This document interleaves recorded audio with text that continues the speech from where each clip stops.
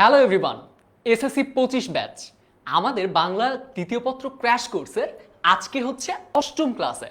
So এ পর্যন্ত আমরা কিন্তু অলরেডি 7টা ক্লাস করে ফেলেছি, রাইট? মানে হচ্ছে 7টা ক্লাসে গোটা বইয়ের 1 থেকে 31 পরিচ্ছেদ পর্যন্ত আমরা কভার করে ফেলেছি। তার মানে আমরা একদম যে শূন্য থেকে শুরু করেছিলাম, সেই শূন্য থেকে আমরা এখন অনেকটাই কি পূর্ণতা পেয়েছি। তবে পূর্ণতা মানে একদম সম্পূর্ণ এখনো পর্যন্ত পাই নাই, বাট কিছু কিছু আমরা এখনো পারি। আর সেই কারণেই আজকের 8, 9, 10 এই 10টা ক্লাস প্রত্যেকটা ক্লাসেই আমরা থাকবো। অলরাইট, সো আজকের অষ্টম ক্লাসে কি কি টপিক রয়েছে আমাদের জন্য? আমাদের রয়েছে বাক্যের বর্গ, উদ্দেশ্য, বিধেয়, সরল, জটিল এবং যৌগিক বাক্য। আরেকটা হচ্ছে কারক। তোমাদেরকে আমি কিন্তু একটু আগে একটা শর্ট ভিডিও দিয়েছিলাম, তোমাদের ব্যতিহার কর্তা কি সেইভাবে এক্সপ্লেন করে জানিয়েছিলাম। সো ব্যতিহার কর্তা এটা আমাকে একটু জানিয়ে দাও তো, কে কে আগে থেকে পারতে না। অ্যান্ড অলরেডি আমি দেখতে পাচ্ছি অনেকে আমাকে আসসালামু আলাইকুম জানিয়েছো, তাদের প্রত্যেককে আমার পক্ষ থেকে ওয়ালাইকুম আসসালাম। হ্যালো লিখছো যারা, তাদেরকে আমার পক্ষ থেকে হ্যালো, হাই, কেমন আছো? অ্যান্ড আরেকটা বিষয় তোমাদের কাছ থেকে জানতে চাইবো, সেটা হচ্ছে দেশের কে কোন জায়গা থেকে বলছো, কোন প্রান্ত থেকে বলছো, উত্তর, দক্ষিণ, পূর্ব, পশ্চিম, দেখি কে কোন জায়গায় রয়েছে। অ্যান্ড আরেকটা জিনিস আমার জেনে ভালো লাগবে যে আমরা এই লাইভ ক্লাসটার মাধ্যমে এসএসসি 25 ব্যাচের মানে কতগুলো জেলা, দেশের কতগুলো জেলাকে আমরা কভার করতে পারছি, সেটা হবে আমাদের জন্য একটা বড় সাকসেস যদি আমরা দেখতে পারি আমরা 64টা জেলায় একদম কভার করতে পারছি। অলরাইট, সো দেখি সিলেট থেকে অনেকে বলছে, ইউটিউবে অনেকে যুক্ত হয়েছে, ফেসবুকে অনেকে যুক্ত হয়েছে। অ্যান্ড একটা বিষয় তোমরা খুব এনজয় করো, সেইটা হচ্ছে ফেসবুক বনাম ইউটিউব, কে আগে উত্তর দেয়, কে আগে উত্তর দেয়, একটা কম্পিটিশন আমি শুরু করে দেই, রাইট? মানে উইদাউট এনি ডিক্লারেশন আমি কম্পিটিশন শুরু করে দিই। এই কম্পিটিশনটা আমারও খুব ভালো লাগে, তোমাদেরও খুব ভালো লাগে। আজকেও কম্পিটিশন হবে, দেখি ফেসবুকের পার্টিসিপেন্টসরা জেতে নাকি আমাদের ইউটিউবের পার্টিসিপেন্ট যারা তারা জেতে। ওকে, সো শুরুতে একটা ঘোষণা যেটা থাকে বরাবর তোমাদের জন্য, সেটা হচ্ছে এই যে পিডিএফটা রয়েছে, পিডিএফে অনেক অনেক এমসিকিউ থাকে। আমি বারবার বলি যে যুদ্ধে নামার আগে শত্রুর অস্ত্র সম্পর্কে কি থাকা, একটা আইডিয়া থাকা, নিজেকে ওইভাবে প্রিপেয়ার করা যে নিজের ঢাল কত মজবুত হতে হবে, এটার সাইজ কি হবে। অলরাইট, সো সেই কারণে প্রশ্ন বারবার বিশ্লেষণ করতে হবে, নিজের মতো সলভ করতে হবে। অ্যান্ড তোমাদের অনেককে দেখতে পাচ্ছি চট্টগ্রাম থেকে বলেছে, পাবনা থেকে বলেছে, নোয়াখালী থেকে বলেছে, ব্রাহ্মণবাড়িয়া থেকে, বগুড়া থেকে, বরিশাল থেকে নয়নমণি যুক্ত হয়েছে। অলরাইট, আর দেখি কে কে যুক্ত হয়েছে। আরিয়ান আমাকে জিজ্ঞেস করেছে কেমন আছেন স্যার, আমি খুবই ভালো আছি। অ্যান্ড তোমাদের ক্লাসে আসতে পেরে আরও বেশি নতুনভাবে নতুন এনার্জি ফিরে পেলাম। তোমরা কি রেডি নাকি সেটা আমাকে জানিয়ে দাও একটু। ওকে, অলরাইট। আর একটা বিষয় সেটা হচ্ছে ক্লাসের একদম প্রথম 5 মিনিটে আমি তোমাদেরকে সুযোগ দিতে চাই যে গত যে 7টা ক্লাস করেছি, 7টা ক্লাস মানে হচ্ছে অনেক ক্লাস, প্রত্যেকটা ক্লাসে 700-700রও বেশি, 1400-র মতো নাকি, অনেক। প্রত্যেকটা ক্লাসে মোটামুটি আমাদের 110 থেকে 120-এর মতো এমসিকিউ থাকতো। সো এইগুলোতে কি কি প্রবলেম ফেস করেছি আমি এটা একটু তোমাদের কাছ থেকে জানতে চাই, যে প্রবলেমগুলো কি কি। আর যদি কোনো প্রবলেম না থাকে যে স্যার আমি ক্লাস করছি, ক্লাস করে প্রবলেম সলভ হয়ে গেছে, সেটা তো আরও অনেক ভালো খবর। অলরাইট, সো আসসালামু আলাইকুম। নোয়াখালী থেকে যুক্ত হয়েছে পান্না চৌধুরী, মতিউর যুক্ত হয়েছে ঢাকা থেকে। অলরাইট, আচ্ছা, সো কার কোনো সমস্যা নাই? ওকে, যে ঘোষণা দেওয়ার কথা ছিল সেইটা হচ্ছে পিডিএফটা যদি পেতে চাও, এমসিকিউ এর যে পিডিএফ, দুইটা কাজ করতে হবে বরাবরের মতো। নাম্বার 1 শেয়ার, নাম্বার 2 এই যে ফর্মটা দেখতে পাচ্ছ 10 মিনিট স্কুলের, ফেসবুক অ্যান্ড ইউটিউব বোথ দুইটা জায়গাতেই একটা ফর্মের লিঙ্ক দেওয়া রয়েছে, গুগল ফর্মের লিঙ্ক দেখো পিন করা রয়েছে, ওইখানে ক্লিক করবা, নিজের ডিটেলগুলো দিবা, অ্যান্ড দেন পিডিএফটা পেয়ে যাবা। আরেকটা বিষয় হচ্ছে যারা ক্লাসে দেখি এই নিয়মটা বলার আগেই কারা কারা এই কাজটা করে ফেলেছিল, আমি সেটা বুঝতে পারবো যে যারা আগে থেকে আমার ক্লাসটা করছো। অলরাইট, কিশোরগঞ্জ থেকে যুক্ত হয়েছে। আচ্ছা, একটা বিষয়, যদি পিডিএফটা পেয়ে থাকো তাইলে একটু আমাকে কমেন্ট সেকশনে জানিয়ে দাও যে পিডিএফ পেয়েছি। অলরাইট, মাকসুদা লিখেছে দেরি করে ফেলেছি, নো ওয়ারিজ, এখনো পর্যন্ত মূল টপিকে যাই নাই, তবে মূল টপিকে যাব। প্রথম 5 মিনিটে আমি তোমাদেরকে সুযোগ দিয়েছিলাম যে বিগত বছরের যে প্রশ্নগুলো দিয়েছিলাম তোমাদেরকে পিডিএফ এর থ্রুতে, সেই পিডিএফগুলোর কোয়েশ্চেনগুলোতে কার কার প্রবলেম ছিল, সেই প্রবলেম সলভিং এর পার্টটা ছিল at the very beginning of our today's class. Okay, আচ্ছা, চট্টগ্রাম থেকে যুক্ত হয়েছে, সাতক্ষীরা থেকে যুক্ত হয়েছে, শেয়ার ডান লিখে দিয়েছে। ওকে, সো বরিশাল সব জায়গায় দেখতে পাচ্ছি, সব বিভাগীয় শহর থেকে দেখতে পাচ্ছি, এবং সবগুলা বোর্ডের থেকেই দেখতে পাচ্ছি, বোর্ডের নামগুলো পাচ্ছি, কুমিল্লা পাচ্ছি, আচ্ছা, দিনাজপুর থেকে পাচ্ছি, রাজশাহী থেকে পাচ্ছি, অলরাইট, ঢাকা থেকে পাচ্ছি, সবগুলা বোর্ডের নাম এগুলো। আচ্ছা, সাদেকুল আমাকে লিখেছো, স্যার আজকে আমি নতুন। নতুন কোনো সমস্যা নাই, তুমি প্রত্যেকটা ক্লাস পেয়ে যাবে আমার 10 মিনিট স্কুলের পেজে। এই পেজ থেকে আমরা প্রত্যেকটা ক্লাসে লাইভে এসেছিলাম, এবং তোমাদের সাথে এই যে আজকে যেরকম ইন্টারেক্টিভ একটা ক্লাস নিচ্ছি, এরকম ইন্টারেক্টিভ ক্লাস নিয়েছিলাম। ক্লাসে আমরা কি করি, নর্মালি এমসিকিউ সলভ করি, and at the same time প্রত্যেকটা টপিক ধরে ধরে আমরা এমসিকিউ করি। যেমন দেখো, বাক্যের বর্গ, উদ্দেশ্য, বিধেয়। সো শুরুতে বাক্যের বর্গ নিয়ে করব, শুরুতে বাক্যের বর্গ নিয়ে কিছু বেসিক বলবো। যদি তোমার একদমই বাক্যের বর্গ বলতে কি বোঝায়, বর্গ জিনিসটা কি, আমি তো ম্যাথের স্কয়ার মানে বর্গ এটা চিনি, বাক্যের বর্গ তো কোনো দিন শুনি নেই। একদম বেসিক থেকে ওই রকম কিছু আলোচনা থাকে যাতে তুমি ধরতে পারো জিনিসটাকে। অলরাইট, আচ্ছা, এই ক্লাসগুলো করার মাধ্যমে একটা জিনিস কিন্তু অনেক ডেভেলপ হয়েছে, সেইটা হচ্ছে সবার মধ্যে একটু কনফিডেন্স বিল্ড আপ হয়েছে। মানে অতীতে আমাদের যেরকম কন্ডিশন ছিল, আমরা একদম ভয় পেতাম যে 30-এ তো আমি 5-6 পাবো না, এরকম নাকি, এরকম অনেকের ছিল, অনেকে জানিয়েছো। বাট এখন তাদের কনফিডেন্স অনেক বেশি। এখন যদি তোমাকে বলা হয় ভাইয়া এসএসসিতে 30-এ কত পাবা, ওকে, অনেকে আমি এখনো দেখতে পাচ্ছি। আচ্ছা, একজন লিখেছে আজকে প্রথম আপনার ক্লাস করছি স্যার। ওকে, সো প্রথম যেহেতু করছো তাহলে তো অনেক অনেক অনেক অনেক ওয়েলকাম। ওকে, শ্রেষ্ঠা লিখেছো, শ্রেষ্ঠা না, শ্রেষ্ঠ না, শ্রেষ্ঠ। আপনার পড়া অনেক ভালো লাগে স্যার, থ্যাংক ইউ শ্রেষ্ঠ। সো আশা করছি যে গোটা ক্লাসটা জুড়েই পাবো তোমাকে, অ্যান্ড অ্যাক্টিভলি পাবো, পার্টিসিপেশন দরকার সবার। অলরাইট, তাহলে দেখো, বাক্যের বর্গ, উদ্দেশ্য, বিধেয়, সরল জটিল যৌগিক কারক, এইটা হচ্ছে তোমার বইয়ের 4টা পরিচ্ছেদ, 32, 33, 34, 35। সো পরপর 4টাই। এর আগ পর্যন্ত কারো কাছ থেকে তেমন কোনো ডাউট আমি পেলাম না। নুসরাত তৈশি লিখে দিয়েছে 100-তে 100, সে ইউটিউব থেকে জয়েন করেছে আমাদের সাথে। ওকে, তাহলে আমরা মূল ক্লাসটাতে এখন চলে যাই। অলরাইট, তাহলে দেখি তার আগে আমার নিজের পরিচয়। যারা তো আগে থেকে ক্লাস করছো তারা আমার সঙ্গে অলরেডি পরিচিত। খুব কম সময় আমার পরিচয়টা দিই। আমার নাম হচ্ছে সুষমা চক্রবর্তী, বর্তমানে আমি পড়ালেখা করছি ঢাকা বিশ্ববিদ্যালয়ে, অ্যান্ড তোমাদের এখানে 10 মিনিট স্কুলে অনেক দিন ধরে বাংলা পড়াচ্ছি। অলরাইট, আচ্ছা, এবারে আসো প্রশ্ন, এমসিকিউ।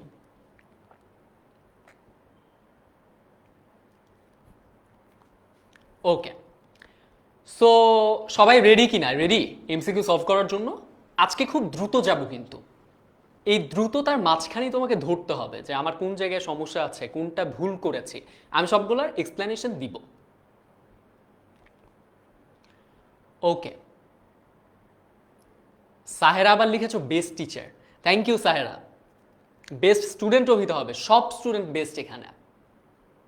ওকে, সো দেখি, বাক্যের মধ্যে একাধিক শব্দ দিয়ে গঠিত বাক্যাংশকে কি বলে, এটা একটু আমরা খেয়াল করি। তোমার বইটা, যারা ব্যাকরণ বইটা একটু একটু পড়েছো, তারা হয়তো এই সেন্টেন্সটার সঙ্গে পরিচিত। যেমন মায়া এবং ছায়া, মনে করলাম মায়া এবং ছায়া, অন্য একটা নাম দেওয়া ছিল।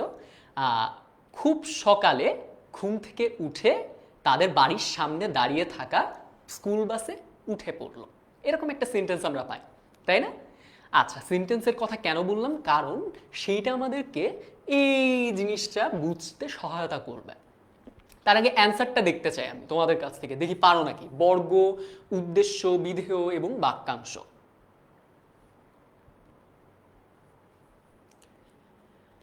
ওকে, একের এ লিখছে। ইউটিউবে যারা আছে তারা কিন্তু অনেক তাড়াতাড়ি লিখছে আমাদের ফেসবুকের পার্টিসিপেন্টসদের থেকে। অলরাইট, আচ্ছা, তাহলে আমি একটু দেখি একের এ, বেশিরভাগ একের এ। তাহলে ডেমোক্রেসি বলছে যে একের এ নাম্বারটা কারেক্ট অ্যান্সার। দেখি কারেক্ট অ্যান্সার কি থাকে। আমাদের সবুজ বাতি জ্বলেছে বর্গে, তার মানে বর্গে ভোট বেশি পড়েছে, বর্গেই জয়ী হয়েছে। আচ্ছা, এখন কথা হচ্ছে বর্গ মানে কি, আমরা কি এটা সবাই বুঝি? বর্গ মানে হচ্ছে, তুমি চিন্তা করো তোমার বইতে যে সেন্টেন্সটা রয়েছে, আমি একটু লিখি তোমার সেন্টেন্সটা। আচ্ছা, এইটা হচ্ছে, মনে করো বইতে যেরকম রয়েছে মালা এবং মায়া। আচ্ছা, মালা ও মায়া খুব সকালে।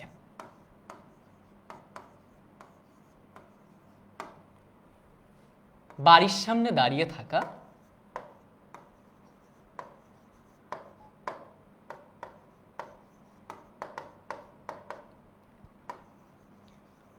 তোমার বইতে মনে হয় বাড়ির সামনে থাকা রয়েছে, ওকে, তাহলে আমি এইটা বাড়ির সামনে থাকাই দিই।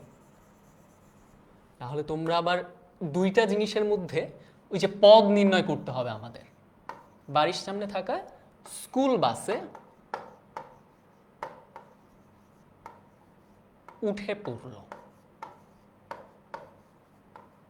এখন দেখো আমরা কি জানি, আমরা জানি পাশাপাশি কয়েকটা পদ বসে যখন একটা নির্দিষ্ট অর্থ প্রকাশ করে তখন সেটাকে বলা হয় বাক্য।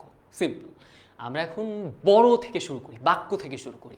একটা বাক্য, এই বাক্যে দেখো একাধিক শব্দ একসাথে বসে কি করছে, একসাথে বসে তারা একটা পদের মতো কাজ করছে। অলরাইট, সো এই টাইপের শব্দগুচ্ছকে বলা হয় হচ্ছে বর্গ। শব্দগুচ্ছকে বলা হয় বর্গ। খুব একটা বিষয় একটু ভালো মতো খেয়াল করবা সবাই, সেটা হচ্ছে খুব সকালে এই শব্দগুচ্ছটাকে অর্থাৎ দুইটা শব্দকে তুমি যদি একসাথে না বসাও তাহলে কিন্তু এই সেন্টেন্সটা উইল নট মেক সেন্স। এইটা কোনো নির্দিষ্ট অর্থ প্রকাশ করতে পারবে না, অর্থাৎ এই দুইটা শব্দকে একসাথেই বসতে হবে এবং সেই কারণে এটা হচ্ছে বর্গ। বুঝতে পারছি? এই শব্দগুচ্ছটাকে আমরা বলছি একটা বর্গ। অলরাইট, সবাই একটু জানিয়ে দাও বুঝেছি স্যার, সবাই একটু জানিয়ে দাও। অনেকে এখনো আসসালামু আলাইকুম লিখছো, তারা একটু দেরিতে জয়েন করেছো। এনিওয়ে আমরা অনেক দূর এগিয়েছি।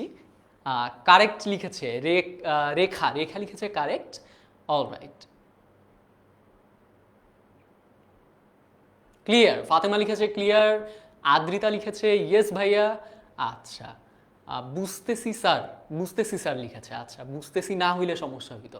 তারপরে আরেকবার বলি, দেখো শব্দগুচ্ছ মানে একাধিক শব্দের পাশাপাশি একসাথে বসে একটা অর্থ প্রকাশ করছে এবং এই শব্দগুচ্ছকে একসাথেই বসতে হবে বাক্যে।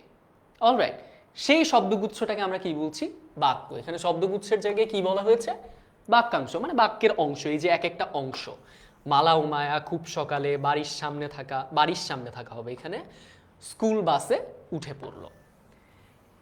এরপরে আমি পরের এইটুকু যদি তোমরা বুঝে থাকো, এইটুকু যদি তোমরা বুঝে থাকো তাহলে আমি পরের ধাপে যাব। পরের ধাপে মানে হচ্ছে আমাদের টেক্সট বুকে দেখবা 4টা টাইপ দেওয়া রয়েছে, বর্গের আবার 4টা প্রকারভেদ দেওয়া রয়েছে।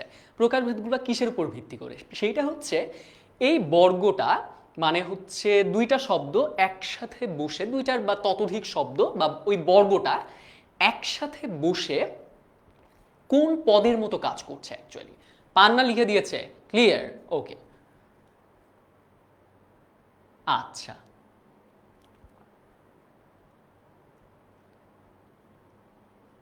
অলরাইট। আচ্ছা, তাহলে দেখি।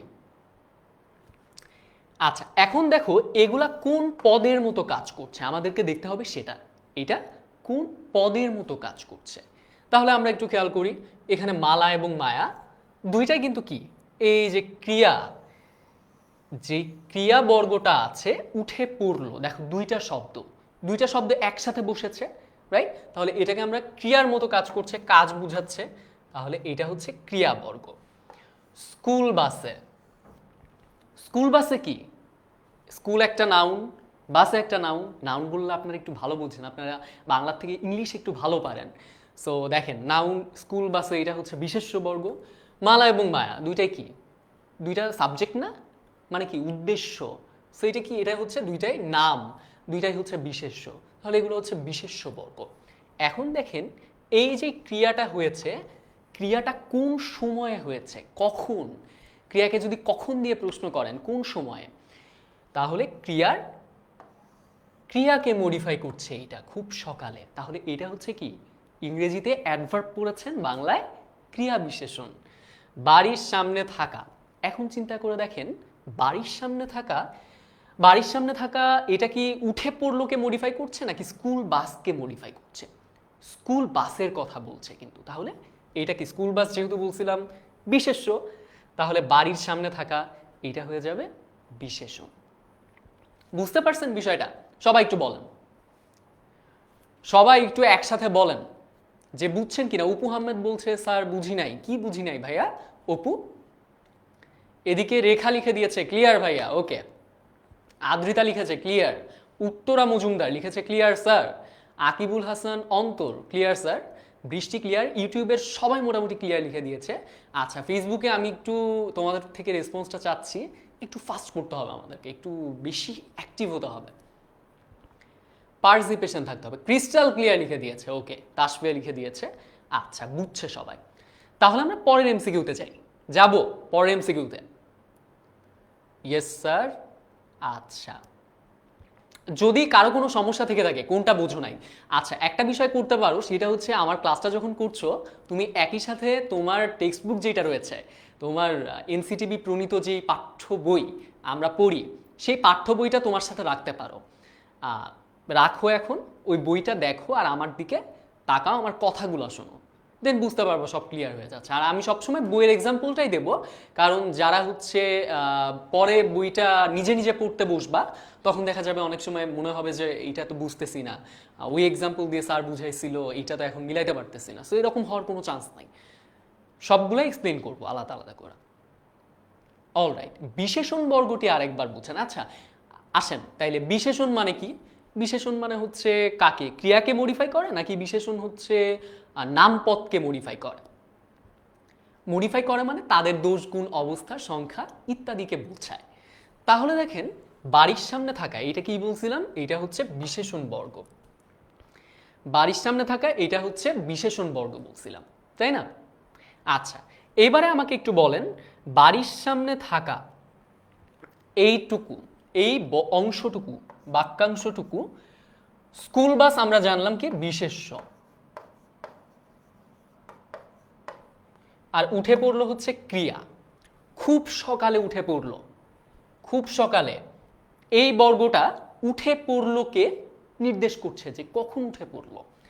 বাড়ির সামনে থাকা এই শব্দগুচ্ছটা বা এই বাক্যাংশটা উঠে পড়লোকে মডিফাই করছে নাকি স্কুল বাসে, এইটাকে নির্দেশ করছে, কার সম্পর্কে বলছে? রাহাত বলেছে স্যার প্লিজ আবার বলেন। আবার বলছি ভাইয়া। আচ্ছা, অলরেডি রেসপন্স পেয়ে গিয়েছি অনেকের কাছ থেকে।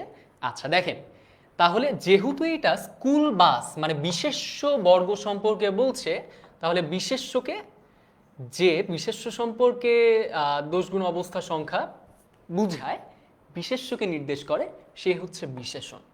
তাহলে এটা হচ্ছে বিশেষণ। বুঝতে পারছেন ভাইয়া? সবাই একটু বলেন, একসাথে বলেন যে বুঝতে পারছি। ওকে, শিলা লিখেছে ক্লিয়ার স্যার। ওকে, অন্তু না, অতনু মণ্ডল লিখেছে বিশেষণ। Yes, you are exactly correct. আচ্ছা, বুঝতে পারছি স্যার, ক্লিয়ার স্যার। অর্পিতা লিখেছে। ওকে, আচ্ছা আমরা দ্রুত যাব তাহলে।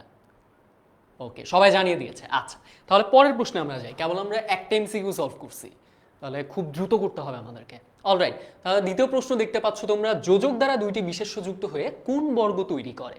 যোজক মানে কি আমরা একটু খেয়াল করি। আগের সেন্টেন্সটা আপনারা একটু দেখছিলেন, মালা এবং মায়া। এখানে মালা এবং মায়া দুইটা আলাদা না? দুইটা আলাদা জিনিসকে যোগ করছে কে? ও। তাহলে যেই শব্দটা যোগ করছে সে কি হবে? যোজক হবে।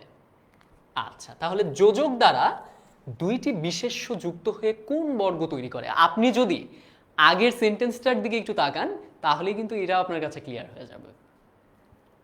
আগের সেন্টেন্সটা যদি আপনি একটু তাকান, ভালোভাবে খেয়াল করেন, ওইটুকু আপনি যদি শুনে থাকেন, প্রিভিয়াস 5 মিনিট ধরে যে কথাটা বলছি আপনাদেরকে, সেই 5 মিনিট আপনি যদি ফুললি ফোকাস থাকেন তাহলে আপনার এই প্রশ্নটা অবশ্যই কারেক্ট করবে, এবং অলরেডি কারেক্ট করছে অনেকে। 2-এর বি লিখছে অনেকে, বিশেষ্য বর্গ ক্রিয়াবর্গ, বিশেষণ বর্গ ক্রিয়া বিশেষণ বর্গ, অলরেডি অনেকে বি লিখেছে। আচ্ছা, একটা বিষয় কমেন্টে আবার অন্যেরটা দেখে কিন্তু কেউ বি বলবো না। কারো যদি ডিফারেন্ট অপিনিয়ন থাকে, কারো যদি মনে হয় যে অন্য একটা জিনিস অ্যান্সার হবে, সো তারা সেইটা অ্যান্সার করতে পারো। আর ভুল করার মধ্যে কোনো লজ্জা নাই, ভুল করতে করতে করতে করতেই মানুষ শেখে। অলরাইট, আচ্ছা ওকে। সো 2-এর খ, বিশেষ্য বর্গ নাইলা খাতুন লিখেছে, তসলিমা লিখেছে 2-এর খ। ওকে, আচ্ছা 2-এর খ রানা লিখেছে বি। আচ্ছা, অনেকে ক্লাসে নতুন, যারা নতুন তারা কিন্তু একটা নিয়ম জানো না, যে সুসময় ভাইয়া যখন ক্লাসে আসেন তিনি একটা বিষয় বলছেন যে এমসিকিউ এর নাম্বারটাও মেনশন করতে, মাথায় রাখবা বারবার। এখানে অনেকেই আছো, আমি যখন 3 নাম্বার প্রশ্ন পড়াচ্ছি তুমি তখন এখনো 1-এর অ্যান্সার করছো এরকম, যার কারণে আমি বলছি যে তুমি যত নাম্বার অ্যান্সার করছো সেইটার অ্যান্সারটা এই যে নাম্বারটা পাশে লিখে তারপরে অ্যান্সারটা লিখবে, যার কারণে ক্লিয়ার হয়ে যাবে সব কিছু। আমি বুঝতে পারবো তুমি কোন নাম্বারে এখন আছো। অলরাইট, ওকে। সো দেখতে পাচ্ছি অনেকেই জানিয়েছো যে বিশেষ্য বর্গ হবে। হ্যাঁ, আমরা বুঝতেই পারলাম, একটু আগে আমরা দেখেছিলাম যে এইটা হচ্ছে আমাদের আনসারটা হচ্ছে বিশেষ্যই, মায়া এবং মালা। একটু আগে দেখলাম 2টা বিশেষ্য, আমি আর লিখছি না আবার। মালা এবং মায়া 2টা লিখলাম, 2টা ও দিয়ে একটা যোজক দিয়ে যুক্ত হয়েছে, এবং এটাও কি হয়েছে, একটা বিশেষ্য বর্গই হয়েছে। সো আনসার ইজ বিশেষ্য বর্গ বি। যারা এতক্ষণ ধরে বি লিখেছিলেন তারা জয়ী হয়েছেন। আচ্ছা, কেউ লিখেছে এই প্রশ্নটা একটু বুঝান। আচ্ছা দেখেন, এই প্রশ্নটা একটু বুঝাই তাহলে। আগের সেন্টেন্সটা আপনি পড়েছেন, আগের সেন্টেন্সটা কি ছিল? আগের সেন্টেন্স ছিল মালা এবং মায়া খুব সকালে বাড়ির সামনে থাকা স্কুল বাসে উঠে পড়লো। Same sentence. আরেকবার দেখেন, প্রশ্ন কি? যোজক দ্বারা, যোজক কি ছিল? ও ছিল। 2টি বিশেষ্য কি ছিল? মালা এবং মায়া ছিল। তাহলে 2টা বিশেষ্য যোজক দ্বারা যুক্ত হয়ে কোন বর্গ তৈরি করেছে? এই 2টা বিশেষ্যের মতোই কাজ করেছে, কাজে এটা হচ্ছে বিশেষ্য বর্গই। অলরাইট, ওকে। আচ্ছা, সো দেখতে পাচ্ছি, আচ্ছা শাশ্বত দাস পাভেল সে লিখেছে ভাই আমি কারক একদমই বুঝি না, যদি বুঝাইয়া দিতেন খুব ভালো করি। ইয়েস, আজকে আমরা কারক করব। আজকে আমাদের টপিক কিন্তু 4টা রয়েছে। অলরাইট, আমরা কেবল 2 নাম্বারে একটু দ্রুত করতে হবে, দ্রুত রেসপন্স করতে হবে, দ্রুত অ্যান্সার করতে হবে। তাহলে দি অ্যান্সার ইজ বিশেষ্য বর্গ। So come to the next. যে শব্দগুচ্ছ ক্রিয়া বিশেষণ হিসেবে কাজ করে তাকে কি বলে? ক্রিয়া বিশেষণ হিসেবে কাজ করে আমরা দেখতে পেলাম, কি দেখতে পেয়েছি? বাড়ির সামনে দাঁড়িয়ে থাকা, ওইটা কি বিশেষণ ছিল? স্কুল বাস কি ছিল? বিশেষ্য ছিল। উঠে পড়লো কি ছিল? ক্রিয়া ছিল। উঠে পড়লো কে কে নির্দেশ করেছে? খুব সকালে। তাহলে খুব সকালে কি? খুব সকালে হচ্ছে ক্রিয়া বিশেষণ। তাহলে উত্তরটা কি? উত্তরটা সি দিচ্ছ তো সবাই? ইয়েস, 3-এর সি, 3-এর সি। 3-এর এ লিখেছে একজন। 3-এর এ হচ্ছে বিশেষ্য বর্গ। বিশেষ্য বর্গ না, ক্রিয়া বিশেষণের কাজ করবে। যে যেই পদের মতো কাজ করবে সে সেই পদের হিসেবেই গণ্য হবে। অলরাইট, আচ্ছা। সো খুব দ্রুত বলে গেলাম, অনেকে আবার বুঝতে অসুবিধা হয়। আচ্ছা, সো আমাকে একটু জানিয়ে দাও এইটার আনসারটা। আরো কিছু জনকে আমি দেখতে চাই। 3-এর সি। আচ্ছা, তাহলে 3-এর সি ক্রিয়া বিশেষণ অলরেডি বলে দিয়েছি। কোনো একটি বর্গ বাক্যের মধ্যে যে পদের মতো আচরণ করে সেই পদের নাম অনুযায়ী হয় ধ্বনির নাম, শব্দের নাম, বর্গের নাম, পদের নাম। একদম ইজি, এটা খুবই ইজি।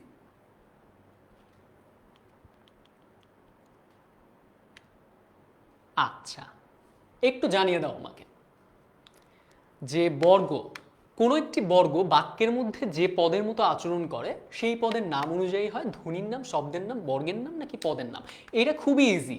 এতক্ষণ পর্যন্ত আমরা যা যা পড়ছিলাম তার মধ্যে সব থেকে ইজিয়েস্ট কোয়েশ্চেন এইটা। আর আরেকটা বিষয় বলতে চাই, এই প্রশ্ন আজকের যে সবগুলা প্রশ্ন রয়েছে সবগুলাই দেখবা বোর্ড পরীক্ষায় আসা প্রশ্ন। সো বোর্ড পরীক্ষায় কিন্তু এরকম প্রশ্নও আসে। আর একটা বিষয়, আমরা অনেক সময় দেখি অনেক রকম প্রশ্ন, ইজি প্রশ্ন আসতেও দেখি, রাইট? সো ইজি প্রশ্নতেও কিন্তু অনেকে অনেক সময় ভুল করে আসে। সো ইজি প্রশ্ন দেওয়ার কারণ হচ্ছে এটাই, যাতে খুব বেশি ইজি দেখেই অনেকে দেখা যায় না এটা নিয়ে একটু কনফিউশনে পড়ে যায়, আসলেই কি এটা, মানে নিজের মধ্যে অনেক সময় আমরা কনফিডেন্স পাই না। সো কনফিডেন্সটা রাখতে হবে, ইজি, হ্যাঁ ইজি, তুমি পারো, আর তুমি পারো এটা তোমাকে বিশ্বাস করতে হবে। রাহাত লিখেছে স্যার গ হবে। আচ্ছা, তাহলে গয়ের নাম আমরা তো জানি, বর্গ যে পদের মতো কাজ করে সেই পদের নাম অনুযায়ী, সেই পদের নাম অনুযায়ী বর্গের নাম হয়। চারটা কি কি দেখছি আমাদের বইতে? প্রথমটা দেখছি হচ্ছে বিশেষ্য, বিশেষণ, ক্রিয়া বিশেষণ। 4 নাম্বার কি দেখছি একটু বলেন? ক্রিয়াবর্গ।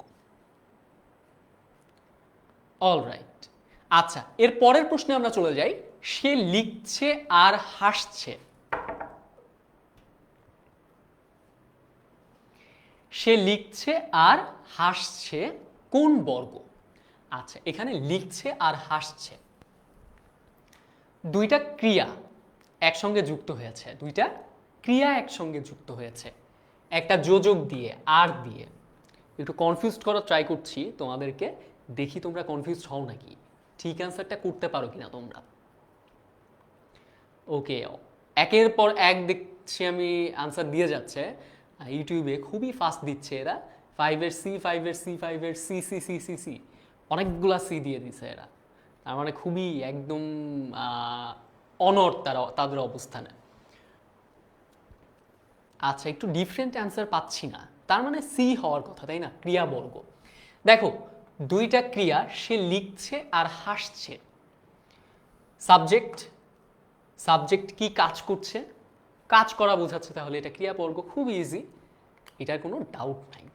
এরপরে আসেন উদ্দেশ্য আর বিধেয়। কি? উদ্দেশ্য আর বিধেয়তে চলে আসেন। অলরাইট, আমরা দেখি প্রথম প্রশ্নটা, আমরা দেখি বাক্যে যাকে উদ্দেশ্য করে কিছু বলা হয় তাকে কি বলে?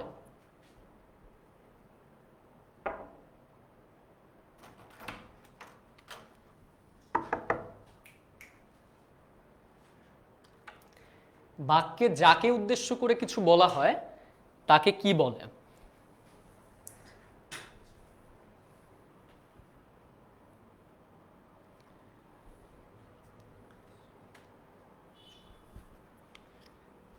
উদ্দেশ্য আমরা জানি, সবাই জানি, যাকে উদ্দেশ্য করে কিছু বলা হয় তাকে উদ্দেশ্য বলে। এটা তোমরা ইংরেজিতেও পড়েছো, যে হচ্ছে উদ্দেশ্য আর বিধেয়, সাবজেক্ট আর প্রেডিকেট, দুইটা বিষয় বলেছো। সো ওইটা একদম সেম, ইংরেজি বললে সব কিছু ক্লিয়ার হয়ে যায়। আচ্ছা, বাংলা দিয়ে বুঝি এখন। দেখেন, দুইটা জিনিস বুঝাবো, এটা অলরেডি তোমরা বুঝতে পেরেছো, আনসারটা হচ্ছে উদ্দেশ্য। যারা এতক্ষণ ধরে সি সি সি সি গ গ গ গ লিখতেছিলা তারা সবাই কারেক্ট। আচ্ছা, আহসান হাবিব সাকিব লিখেছে স্যার বর্গ কিভাবে পদ অনুযায়ী হয়? আহসান, একটু আগে যেটা বললাম, বর্গের চ্যাপ্টারটা আমরা যদিও ক্লোজ করে এসেছি, তোমার জন্য আরেকবার বলছি। বর্গ পদ, সেই মানে দুইটা শব্দগুচ্ছ যখন একসাথে বসে ওই যে যেই পদের মতো কাজ করে সেই পদের নাম অনুযায়ী সেই বর্গটার নাম হয়। বুঝতে পারছো? আচ্ছা, সেইখানে আসো উদ্দেশ্য আর বিধেয়। উদ্দেশ্য বিধেয়র সাথে আরো কিছু বিষয় আমরা শিখবো, সেটা হচ্ছে উদ্দেশ্যের সম্প্রসারক, বিধেয়ের সম্প্রসারক। খেয়াল করো, খুব ভালোভাবে খেয়াল করো।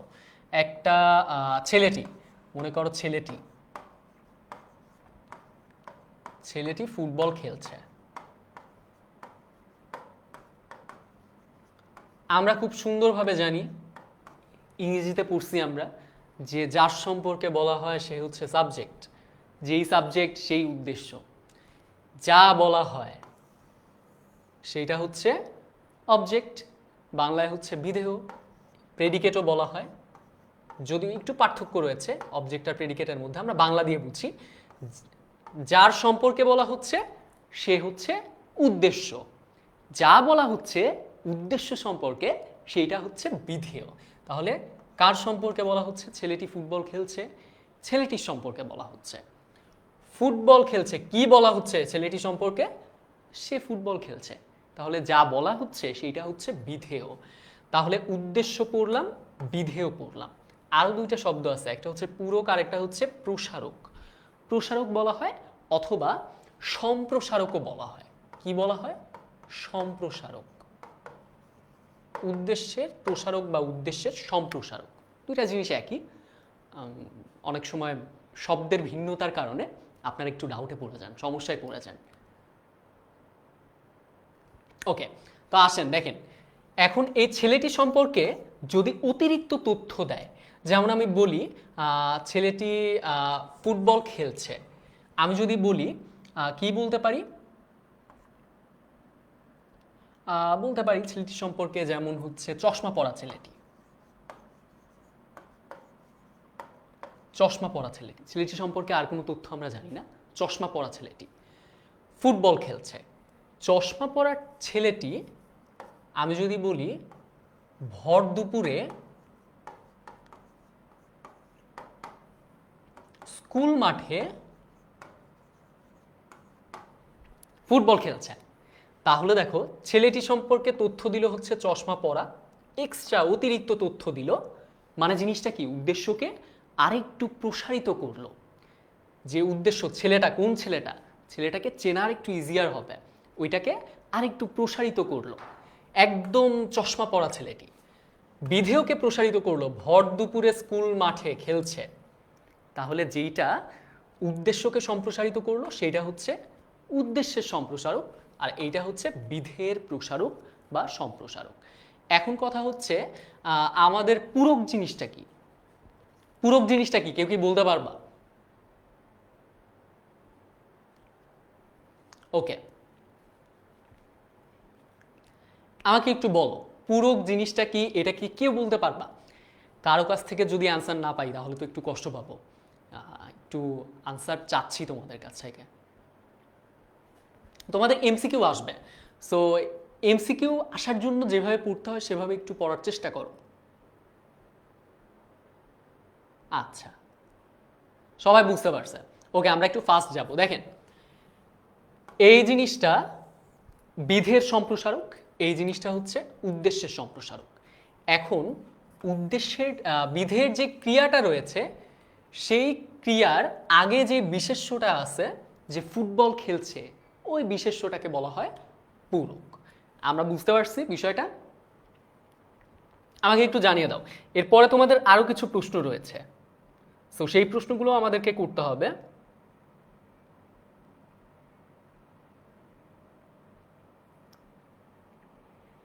ওকে, বুঝতে পারছি আমরা বিধের পূরক কোনটা, সেটা হচ্ছে ক্রিয়ার সঙ্গে যেই বিশেষ্যটা থাকে সেইটা হচ্ছে কি, সেইটা হচ্ছে আমাদের পূরক। অলরাইট, অলরাইট, আমরা তাহলে পরের প্রশ্নে চলে যাব। পরের প্রশ্নে একটু যাই, পরের প্রশ্নে দেখি কি আছে। বিধের স্থান এবং কাল সংক্রান্ত প্রসারক বসতে পারে, এখানে খুব ইন্টারেস্টিং একটা বিষয় রয়েছে। আমি এর আগে আচ্ছা যা লিখেছিলাম তা মুছে ফেলেছি। একটু আগে দেখো, আমি বললাম চশমা পরা ছেলেটি ভর দুপুরে স্কুল মাঠে ফুটবল খেলছে। তো দেখো, উদ্দেশ্যের সম্প্রসারকটা উদ্দেশ্যের আগে বসালাম, আর বিধের সম্প্রসারকটা বিধের আগে বসিয়েছিলাম। কিন্তু উল্টাটাও হতে পারে, যেমন আমি কিন্তু এইভাবে বলতে পারি, ওই যে ভর দুপুরে স্কুল মাঠে,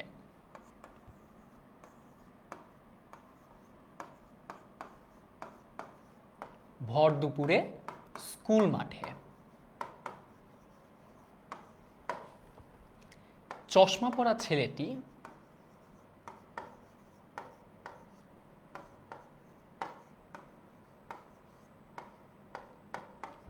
ফুটবল খেলছে। বুঝতে পারছেন? আচ্ছা, তাহলে ভর দুপুরে স্কুল মাঠে বাক্যে যাকে উদ্দেশ্য করে কিছু বলা হয় তাকে উদ্দেশ্য বলে। ওকে, এটা তো আমরা পরের প্রশ্নে চলে এসেছি। ওকে, সো ভর দুপুরে স্কুল মাঠে চশমা পরা ছেলেটি ফুটবল খেলছে। প্রশ্নটায় চলে যাই, স্থান এবং কাল সংক্রান্ত প্রসারক। স্থান এবং কাল, দেখেন এখানে ভর দুপুরে কি সময় বোঝাচ্ছে, সময় মানে কি কাল। কোথায়, কোথায় বললে কি আসবে, স্থান আসবে, তাহলে স্কুল মাঠে কি স্থান। তার মানে স্থান এবং কাল এই দুইটা কিন্তু ফুটবল খেলছে বিধের সম্প্রসারক, আমরা একটু আগে দেখেছি। কিন্তু এইটা, এই যে চশমা পরা ছেলেটি উদ্দেশ্যের আগে বসতে পারে, উদ্দেশ্যের আগে অনেক সময় বসতে পারে, সো বিষয়টা ক্লিয়ার কিনা একটু খেয়াল করো ভালো মতো, সবাই একটু জানিয়ে দাও আমাকে। বসতে পারে রাইট? তাহলে হচ্ছে উদ্দেশ্য বা বিধের পরে, উদ্দেশ্য বা বিধের পূর্বে, বিধের পূর্বে নাকি উদ্দেশ্যের পূর্বে। স্থান এবং কাল সংক্রান্ত প্রসারক বসতে পারে কি দেখলাম, উদ্দেশ্য বা বিধের পূর্বে, উদ্দেশ্য বা বিধের পরে, বিধের পূর্বে নাকি উদ্দেশ্যের পূর্বে। কারেক্ট অ্যান্সার দেখি কে দেয়। এ লিখেছে অতনু লিখেছে 7-এর ডি, রেখা লিখেছে 7-এর এ, আশামণি 7-এর A, Adrita clear, okay thank you. তাহলে আনসারটা বলে দাও আদ্রিতা।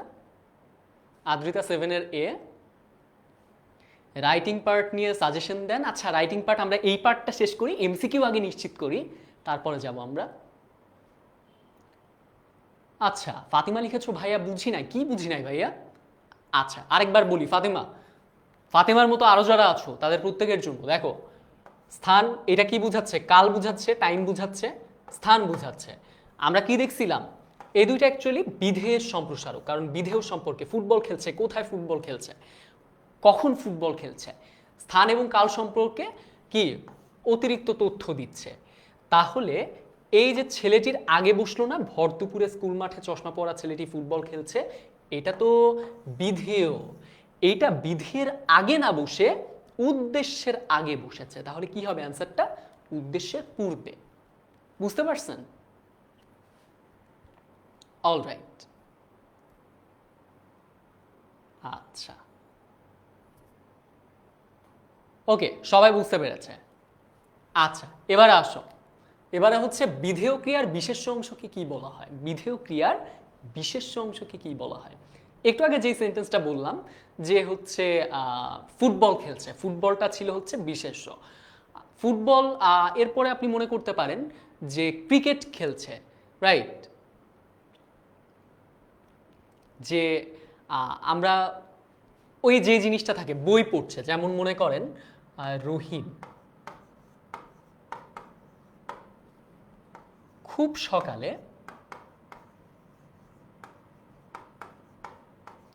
উঠে বই পড়ছে।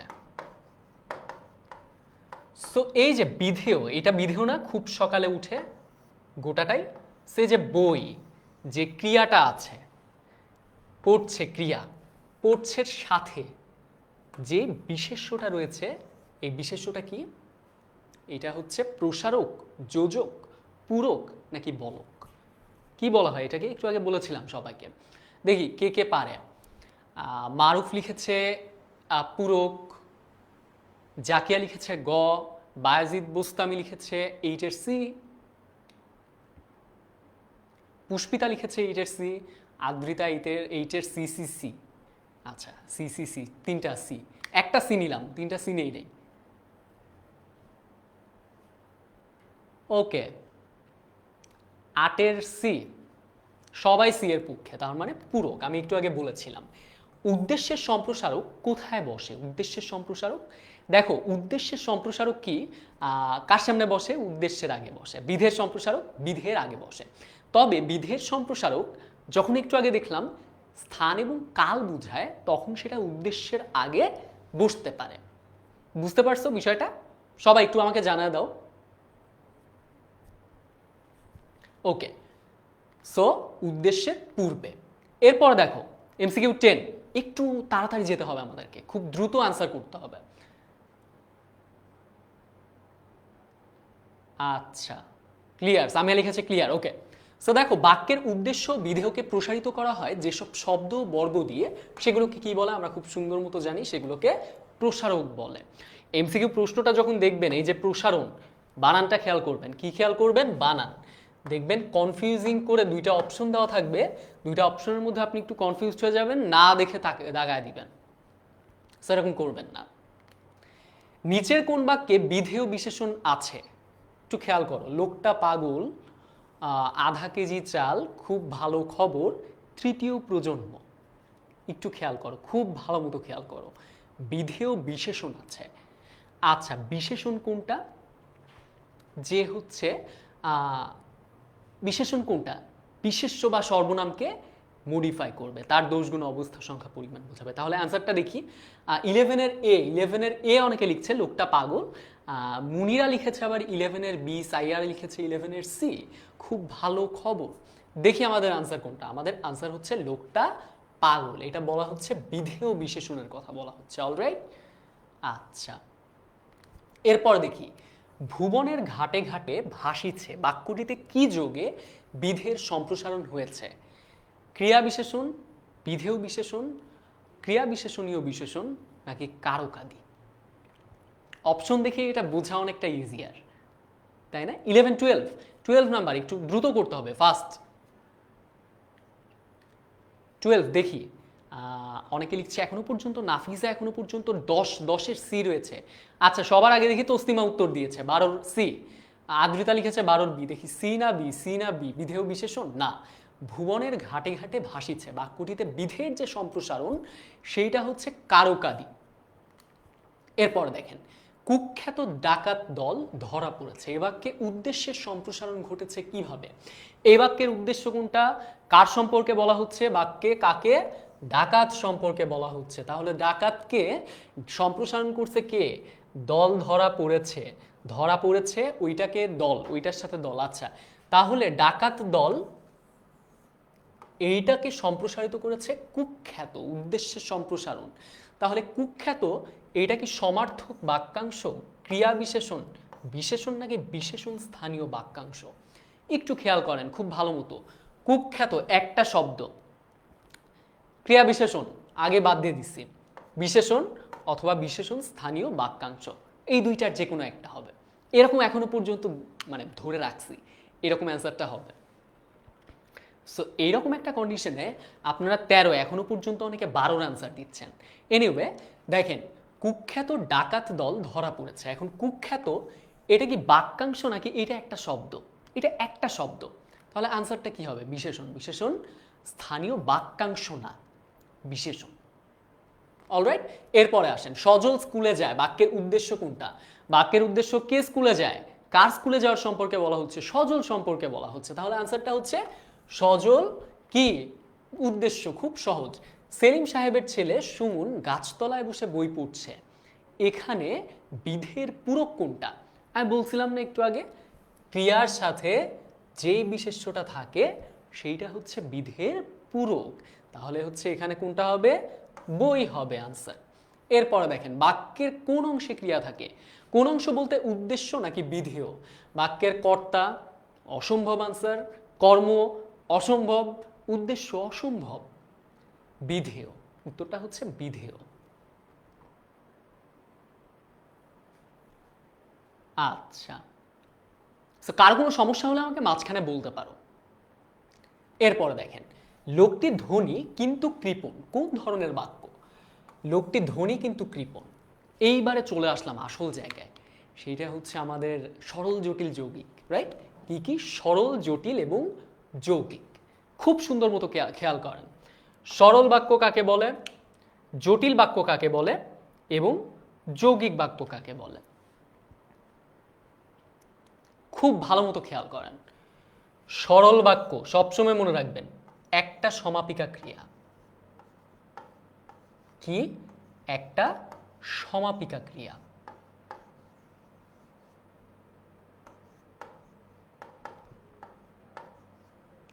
সরল বাক্যে একটা সমাপিকা ক্রিয়া থাকবে। এখন প্রশ্ন হচ্ছে অসমাপিকা ক্রিয়া তাহলে কয়টা থাকবে? সেটা যত ইচ্ছা থাকতে পারে অসমাপিকা ক্রিয়া। অলরাইট, বুঝতে পেরেছেন? আচ্ছা, একটু জানিয়ে দেন আমাকে সমস্যাগুলো। সবাই আনসার করছে, আনসার করার ব্যস্ত রয়েছে। আচ্ছা, তাহলে আমরা তিনটা দেখি, সরল, জটিল এবং যৌগিক। এই তিনটা হচ্ছে আমাদের এই চ্যাপ্টারটার মূল পার্ট। সো মূল পার্টে দেখেন, সহজ কিছু টেকনিক আপনাদেরকে শিখিয়ে দেই যে আপনি সরল বাক্য কিভাবে চিনবেন। সরল বাক্য চেনার উপায় হচ্ছে সেখানে একটাই সমাপিকা ক্রিয়া থাকবে। সমাপিকা ক্রিয়া কয়টা থাকবে? একটা থাকবে। আর আপনারা খুব ভালো মতো জানেন যে একটা সমাপিকা ক্রিয়া বাক্যে থাকতেই হবে সেটা পূর্ণ বাক্য হওয়ার জন্য, তাছাড়া এটা কিন্তু কোনো সেন্স মেক করবে না, কোনো অর্থ প্রকাশ করতে পারবে না। সো সরল বাক্যে একটা সমাপিকা ক্রিয়া থাকবে, যে বাক্যে একটা সমাপিকা ক্রিয়া পাবো সেইটা হচ্ছে একটা সরল বাক্য। জটিল বাক্য কি, তার আগে বলে রাখি জটিল বাক্যের আরেকটা নাম আছে, সেটা হচ্ছে মিশ্র বাক্য, জটিল বা মিশ্র বাক্য। আর একটা হচ্ছে যৌগিক বাক্য। ইংলিশে আপনারা পড়ছেন simple, complex, compound. Simple sentence কোনটা পাইছেন, যেটা একটা ফাইনাইট ভার্ব থাকে, সে একটা সমাপিকা ক্রিয়া থাকে। জটিল বাক্য কি, জটিল বাক্য হচ্ছে মনে রাখেন জটিল বাক্যে দুইটা জিনিস। মনে করেন জটিল বাক্যের বিষয়টা অনেক জটিল। একটা বিষয় জটিল কখন হয়, যখন মনে করেন যে খুব ভালো ভালো এক্সাম্পল দিয়ে বলি আপনাদেরকে। মনে করেন আপনারা এখানে দুইজন ফ্রেন্ড আছে, দুইজন ফ্রেন্ড কাকে কাকে বলি, মনে করেন অপুর নাম দেখছি আর শশীকে দেখছি। সো অপু আর শশীকে দিয়ে এক্সাম্পলটা দিই। মনে করেন অপু আর শশী দুজন আছে। সো মনে করেন অপু মনে করছে যে হচ্ছে শশী তো এই চ্যাপ্টারটা পড়বে, তো হেল্প ওর কাছ থেকে নেওয়া যাবে। আবার শশী মনে করছে না, এটা তো অপু পড়বে। সো এই যে দুইজনের মধ্যে দেখেন একটা জটিলতা তৈরি হইল। সো সবসময় খেয়াল করবেন যে জটিল বা মিশ্র বাক্যে জটিল তখনই হয় যখন কি থাকে, দুইটা একজন আরেকজনের উপর কি থাকে, নির্ভরশীল থাকে। এখন নির্ভরশীলতার জায়গা আমি বোঝাচ্ছি যে আপনি খণ্ড বাক্যের ধারণাটা আপনাকে বুঝতে হবে। একটা হচ্ছে সাপেক্ষ সর্বনামের মাধ্যমে যুক্ত থাকে, যেমন যখন তখন, যখন তখন। খণ্ডবাক্য কি আপনারা জানেন? যদি থাকে জানেন তাহলে বোঝাটা ইজিয়ার হবে। খণ্ডবাক্য ইংরেজিতে যেটাকে বলা হয় ক্লজ বলা হয়।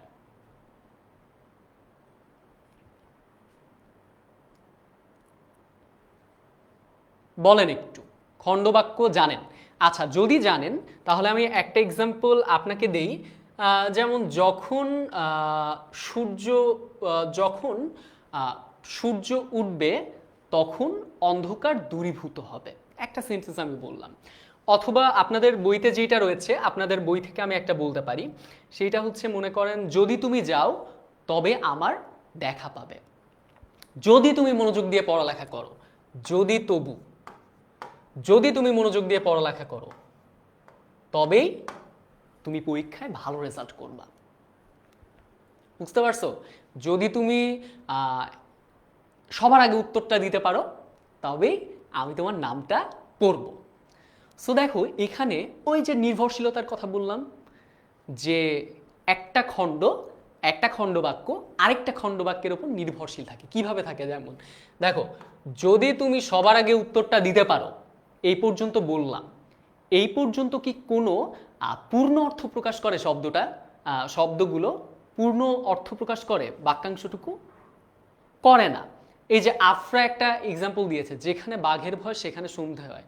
ওকে, অলরাইট, আমি যেটা বলছিলাম দেখো, যদি তুমি সবার আগে উত্তর দিতে পারো তবেই আমি তোমার নামটা পড়ব। তাহলে দেখো প্রথম খণ্ডবাক্যটুকু, যদি তুমি কি সবার আগে উত্তর দাও, এই পর্যন্ত বলে যদি আমি থেমে যাই তবে কি হবে, সেখানে একটা কোয়েশ্চেন মার্ক থেকে যায় না? তার মানে এইটুকুর অর্থ প্রকাশ করা এইটুকুর উপর নির্ভরশীল। এই যে নির্ভরশীলতা আছে, যখন নির্ভরশীলতা তখনই জটিলতা, ওই শশী আর অপুর মতো। ওকে, জটিল বাক্য, ইয়েস, বুঝতে পেরেছো কিনা? জটিল বাক্যকে আবার মিশ্র বাক্য বলা হয়। অনেক সময় জটিল বাক্য দেখবা, অনেক সময় মিশ্র বাক্য দেখবা, দুইটা জিনিস। অপু আবার লিখছে স্যার আমার নাম বললো কেন? এমনি বললাম, তুমি কমেন্ট করেছিলে, তোমার নামটা সবার আগে চলে এসেছিল।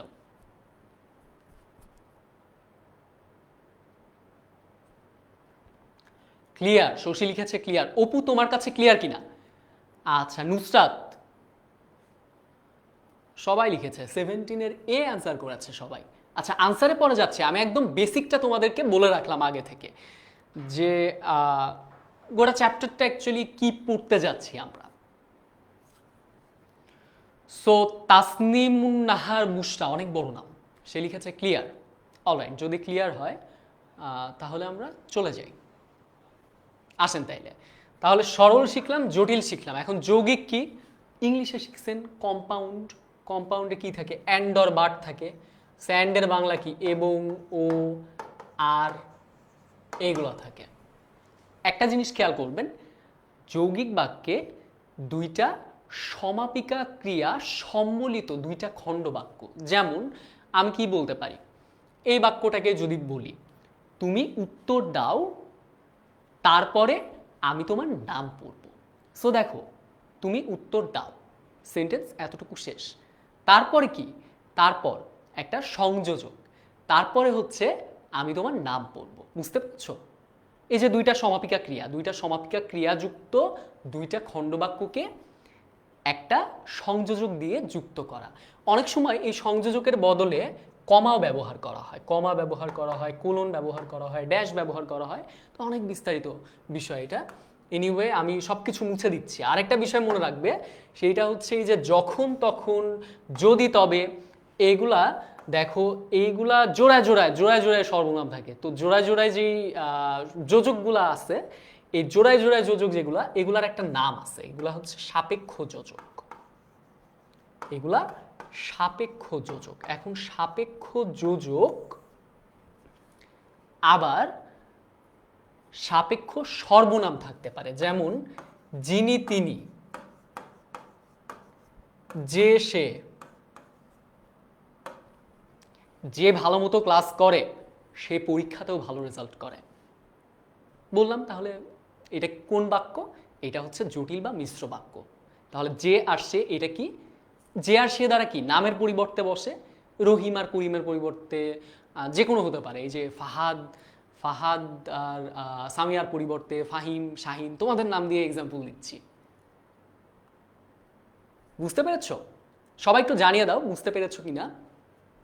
সাপেক্ষ যোজক আর এগুলা হচ্ছে সাপেক্ষ সর্বনাম। সো দেখো, এবার অ্যান্সারে চলে যাব সবকিছু। লোকটি ধনী কিন্তু কৃপণ, এইটা কিন্তু দ্বারা যুক্ত হয়েছে, ওই যে অ্যান্ডর বাটের মতো। তাহলে কি? লোকটি ধনী, এই পর্যন্ত সেন্টেন্স কিন্তু শেষ। লোকটি কৃপণ, আরেকটা সেন্টেন্স, লোকটি কৃপণ। সো দুইটা সেন্টেন্স, এদের মধ্যে একটা কি দিয়ে, একটা যোজক ব্যবহার করে দুইটা সেন্টেন্সকে যুক্ত করলো। এইটা হচ্ছে একটা যৌগিক।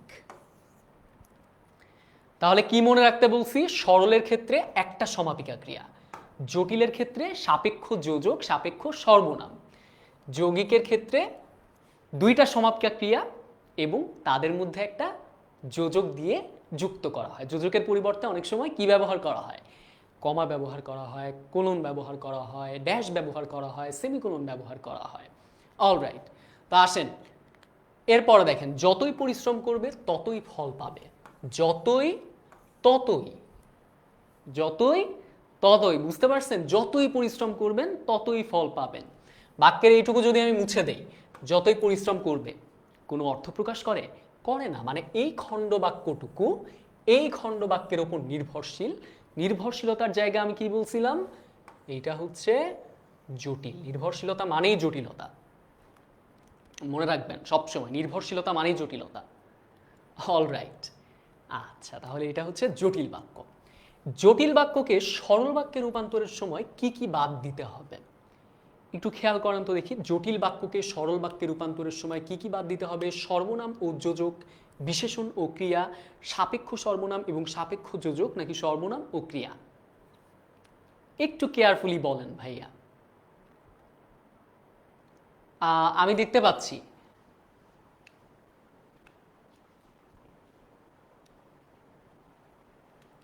ওকে, আশামণি লিখছে ইয়েস স্যার, বুঝতে পারছি। ওকে, সো বুঝতে পেরেছেন সবাই। 19-এর সি অ্যান্সার করছে অনেকে, সাপেক্ষ সর্বনাম, সাপেক্ষ যোজক, জটিল বাক্য। তাহলে দেখেন, জটিল বাক্যকে সরল বাক্যে রূপান্তরের সময় কি কি বাদ দিতে হবে? আসেন আনসারটা দেখি, আরো কয়েকজন আনসার করুক।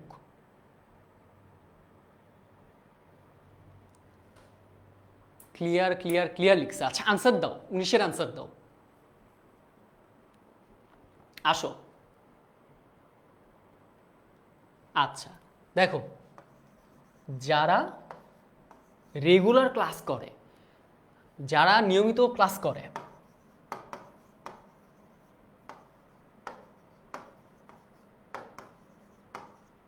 যারা নিয়মিত ক্লাস করে তারা পরীক্ষায় ভালো রেজাল্ট করে, তারা পরীক্ষায়ও ভালো করে। একটা সেন্টেন্স বললাম, ক্লাস করলে অবশ্যই ভালো করবেন। আচ্ছা, লেখাগুলো ক্লিয়ারলি দেখা যাচ্ছে কিনা আমাকে একটু জানিয়ে দাও তো। না হলে আমি কালার চেঞ্জ করছি তোমাদের জন্য। দেখো, যারা নিয়মিত ক্লাস করে তারা পরীক্ষায়ও ভালো করে। এইখানে যারা আছে তারা আছে, মানে কি আছে? সাপেক্ষ সর্বনাম আছে, একটার উপর আরেকটা কি ডিপেন্ডেন্ট, যারা তারা। সো যারা নিয়মিত ক্লাস করে তারা পরীক্ষায়ও ভালো করে। এখন এইটা হচ্ছে একটা জটিল বাক্য, বুঝতে পারলাম। এখানে সাপেক্ষ কি রয়েছে? সর্বনাম রয়েছে, সাপেক্ষ সর্বনাম, যারা তারা সাপেক্ষ সর্বনাম রয়েছে।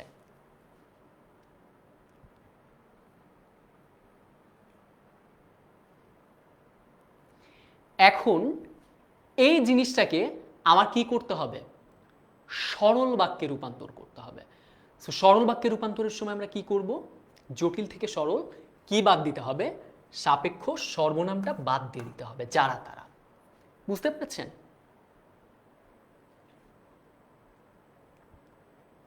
যেমন নিয়মিত ক্লাস করা শিক্ষার্থীরা পরীক্ষায় ভালো করে। আমি এটা সিম্পল এইভাবে করতে পারি, নিয়মিত ক্লাস করা শিক্ষার্থীরা পরীক্ষায় ভালো করে। আপনাদের বইতে একটা এক্সাম্পল দেওয়া রয়েছে এইরকম, সেইটা হচ্ছে যারা পরিশ্রমী তারা জীবনে সফল হয়। তাহলে এইখানে যদি আমি রিপ্লেস করে দিই, যারা পরিশ্রমী তারা জীবনে সফল হয়, পরিশ্রমীরা জীবনে সফল হয়, ওইটা হচ্ছে সিম্পল, মানে হচ্ছে সরল। তাহলে দেখলাম জটিল বাক্যকে যদি সরল বাক্যে রূপান্তর করতে হয় তাহলে সাপেক্ষ সর্বনাম এবং সাপেক্ষ যোজকটাকে বাদ দিতে হয়। সাপেক্ষ যোজক কিভাবে বাদ দিতে হয়? যেমন একটা জিনিস দেখেন, কিছুদিন পরে রেজাল্ট দিবে, আপনাদের পরীক্ষার রেজাল্ট দিবে। সাকিব লিখছে জি বুঝছি। ওকে, সো দেখেন একটা বিষয় দেখেন, যোজক, একটা সাপেক্ষ যোজক আমাকে বলেন, যখন যখন তখন একটা সাপেক্ষ যোজক। এখন যখন তখন দিয়ে আমরা একটা সেন্টেন্স বুঝাবো। একটু আগে বলছিলাম যে আপনি যখন পরীক্ষা দিবেন, পরীক্ষার পরে যখন রেজাল্ট দিবে, এই যে এত ক্লাস করছেন ভালো রেজাল্টের জন্যই, তো যখন দেখবেন রেজাল্ট দিচ্ছে, খুব ভালো রেজাল্ট করছেন, খুব ভালো লাগতেছে তখন। সো যখন আপনি ভালো ফলাফল বা সুসংবাদটা পাবেন, আপনাদের বইতে যেরকম রয়েছে সুসংবাদটা পাবেন,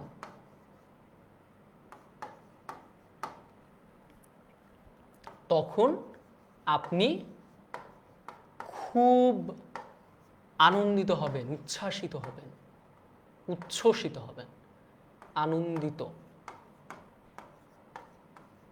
হবে। সিম্পল একটা সেন্টেন্স। আপনারা দেখেন, যখন তখন, তার মানে সাপেক্ষ যোজক আছে, তার মানে এটা হচ্ছে জটিল বাক্য। জটিলকে কি করতে হবে? সরল বাক্য করতে হবে, মানে যখন তখনকে ভ্যানিশ করে দিতে হবে।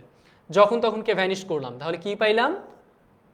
সুসংবাদটা পাবেন, আপনি খুব আনন্দিত হবেন। সুসংবাদটা পেয়ে আপনি খুব আনন্দিত হবেন।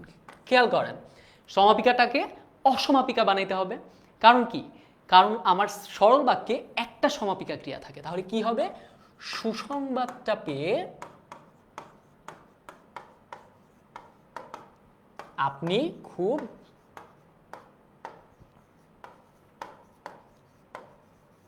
আনন্দিত হবেন। বুঝতে পেরেছেন? আচ্ছা, বুসরা লিখেছে ভাইয়া কারক বুঝানো লাগবে। ইয়েস, আমরা কারকের দিকে যাব। তো কারকে যাব আমি। সবাই এই যে অনেকে লিখছে কারক কি, কারক বলতে অনেকেই বুঝতে পারছে না। আচ্ছা, কারকে আমরা যাব, তাড়াতাড়ি তাহলে অ্যান্সার করো। সুসংবাদটা পেয়ে আপনি খুব আনন্দিত হবেন।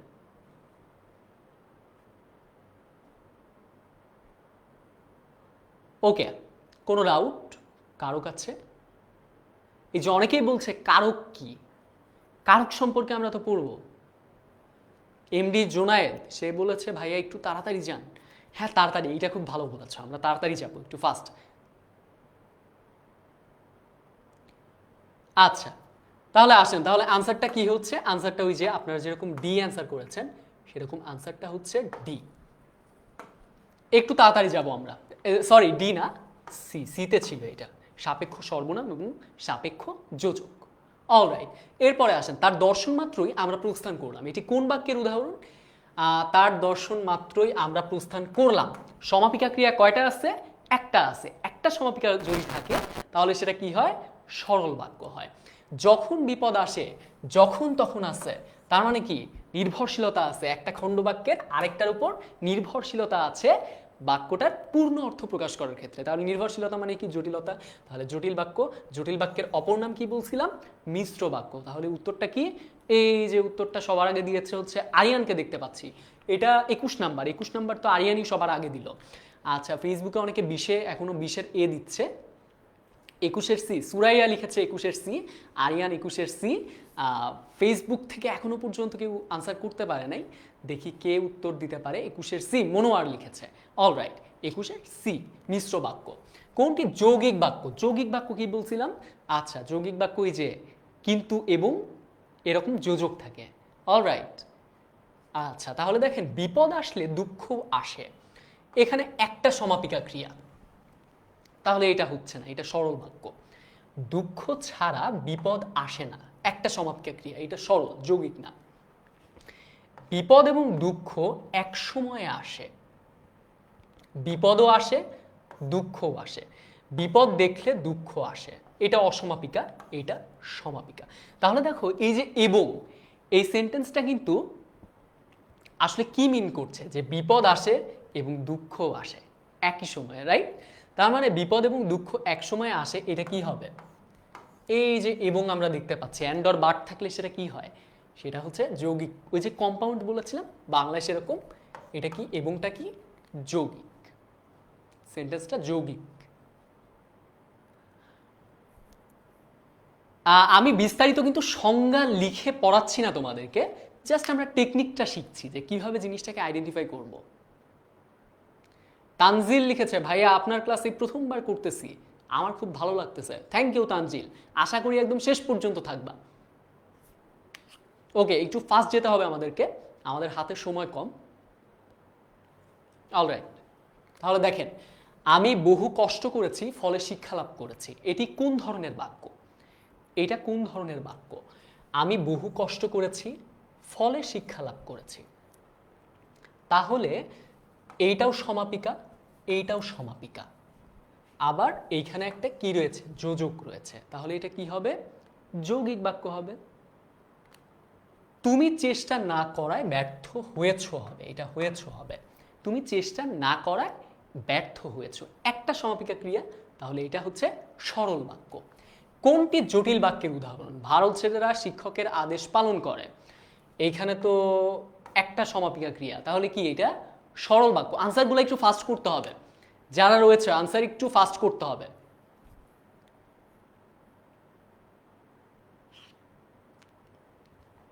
অলরাইট, যতই করিবে দান ততই যাবে বেড়ে, যতই ততই সাপেক্ষ যোজক। সাপেক্ষ যোজক কোন সেন্টেন্সে থাকে? কমপ্লেক্স, জটিলতা, নির্ভরশীলতা, জটিলতা। তাহলে জটিল বাক্য, জটিল বাক্যের অপর নাম কি? মিশ্র বাক্য। সত্য কথা বলিনি তাই বিপদে পড়েছি, এটা হচ্ছে যৌগিক। তার বয়স হয়েছে কিন্তু বুদ্ধি হয়নি, এইটা যৌগিক। এটা কি? এইটা সরল। সবগুলাই লিখে দিচ্ছি আমি, আনসারটা তোমরা জানিয়ে দাও। এখানে চেয়েছে হচ্ছে জটিল বাক্য, এইটা সরল, এইটা হচ্ছে যৌগিক। তার বয়স হয়েছে কিন্তু বুদ্ধি হয়নি, যৌগিক। যতই করিবে দান ততই যাবে বেড়ে, যতই ততই, তার মানে এইটা হচ্ছে জটিল। তাহলে আনসার কোনটা? আনসার হচ্ছে 25। অনেকে ডি লিখছো না, 25-এর ডি না কিন্তু, 25-এর খ মানে হচ্ছে বি।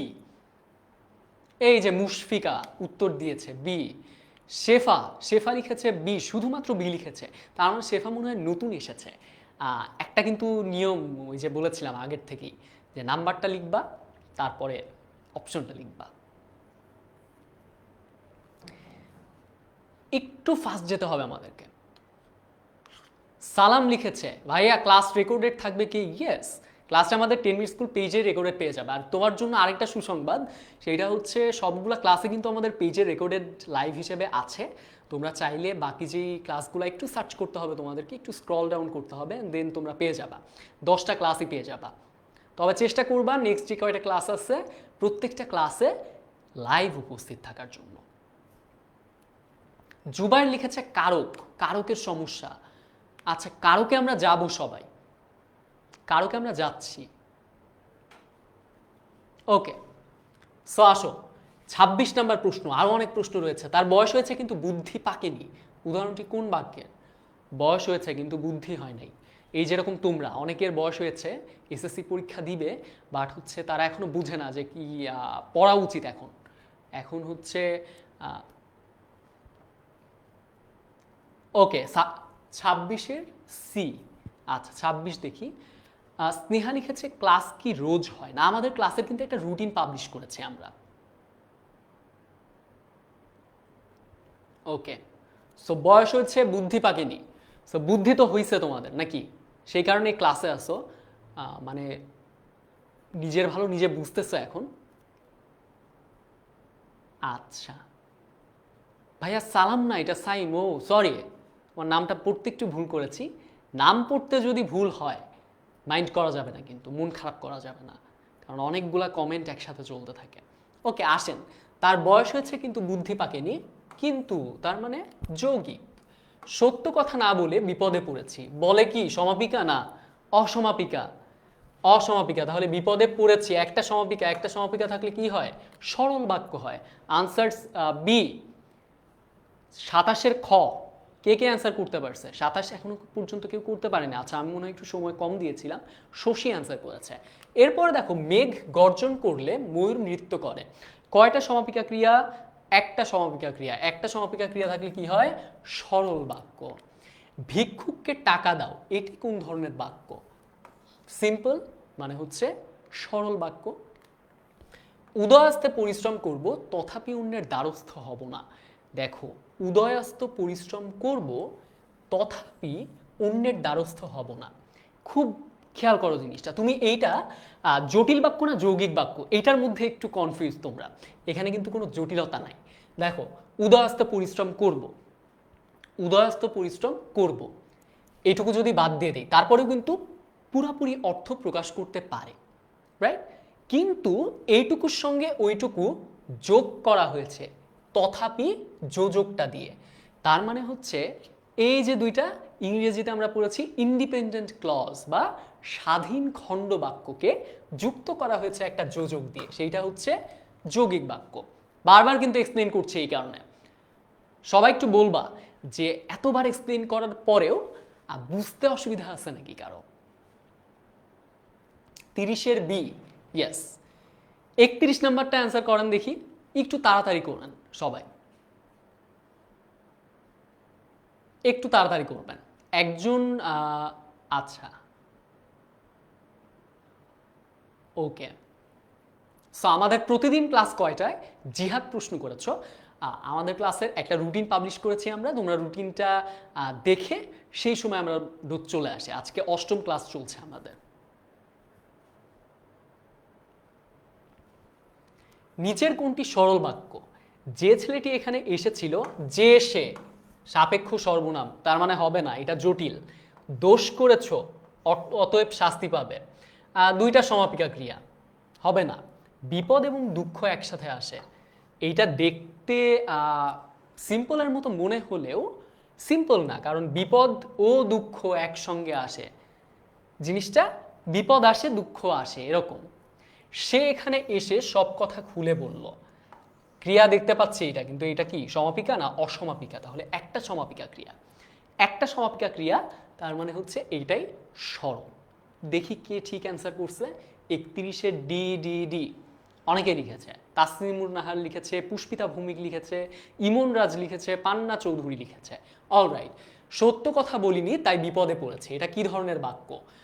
সত্য কথা বলিনি, এই যে তাই, তার মানে দুইটা স্বাধীন খণ্ড বাক্য, একটা যোজক দিয়ে যুক্ত, মানে যোগ করা হয়েছে এখানে, এখানে কোনো জটিলতা নাই, তাহলে যৌগিক বাক্য। যৌগিক যৌগিক বাক্য মানে হচ্ছে ডি। অলরাইট। আচ্ছা, জটিল বাক্য বলেছিলাম, জটিল বাক্য আর মিশ্র বাক্য দুইটা সিমিলার, সবসময় মনে রাখবা এটা। এরপর দেখো, যে বাক্যে একটিমাত্র কর্তা এবং একটিমাত্র সমাপিকা ক্রিয়া থাকে তাকে কোন বাক্য বলে? এতক্ষণ শুরু থেকে বলছি যে একটিমাত্র সমাপিকা ক্রিয়া, একটিমাত্র কর্তা, simple sentence, simple sentence, simple sentence, সরল বাক্য, সরল বাক্য, সরল বাক্য। উত্তরটা হচ্ছে সরল বাক্য। পাখিগুলো নীল আকাশে উঠছে, আপনাদের বই থেকে আসা, এটা কিন্তু বোর্ড পরীক্ষার কোয়েশ্চেন। বোর্ড পরীক্ষার কোয়েশ্চেন। একটা বিষয় সবসময় খেয়াল রাখবা, সেটা হচ্ছে বোর্ড পরীক্ষার প্রশ্নের যে প্যাটার্ন রয়েছে, সেই প্যাটার্নটা তোমরা যদি একবার ক্যাচ করে ফেলো, রাইট? আমি তো শুরুর ক্লাসেই তোমাদের সাথে কথা বলেছিলাম যে সেই প্রশ্নগুলো সলভ করা ইজ ভেরি ইম্পর্ট্যান্ট সবার জন্য। কারণ ওইটা যদি তুমি সলভ করো তাহলে তুমি বুঝতে পারবা যে পাস্ট বা প্রিভিয়াস কোয়েশ্চেনগুলো কেমন হয়েছে, অ্যান্ড ফিউচারে যেই পরীক্ষাটা আমরা দিতে যাচ্ছি সেই পরীক্ষার প্রশ্নগুলো কেমন হতে পারে। সো তার জন্য এই প্রশ্নগুলো দেওয়া। পাখিগুলো নীল আকাশে উঠছে, কয়টা সমাপিকা ক্রিয়া? একটা সমাপিকা ক্রিয়া। কয়টা কর্তা? একটা কর্তা। তাহলে গঠন বৈশিষ্ট্য অনুযায়ী বাক্যটি হলো মিশ্র, সরল, যৌগিক নাকি জটিল? মিশ্র, সরল, জটিল নাকি যৌগিক? সরল।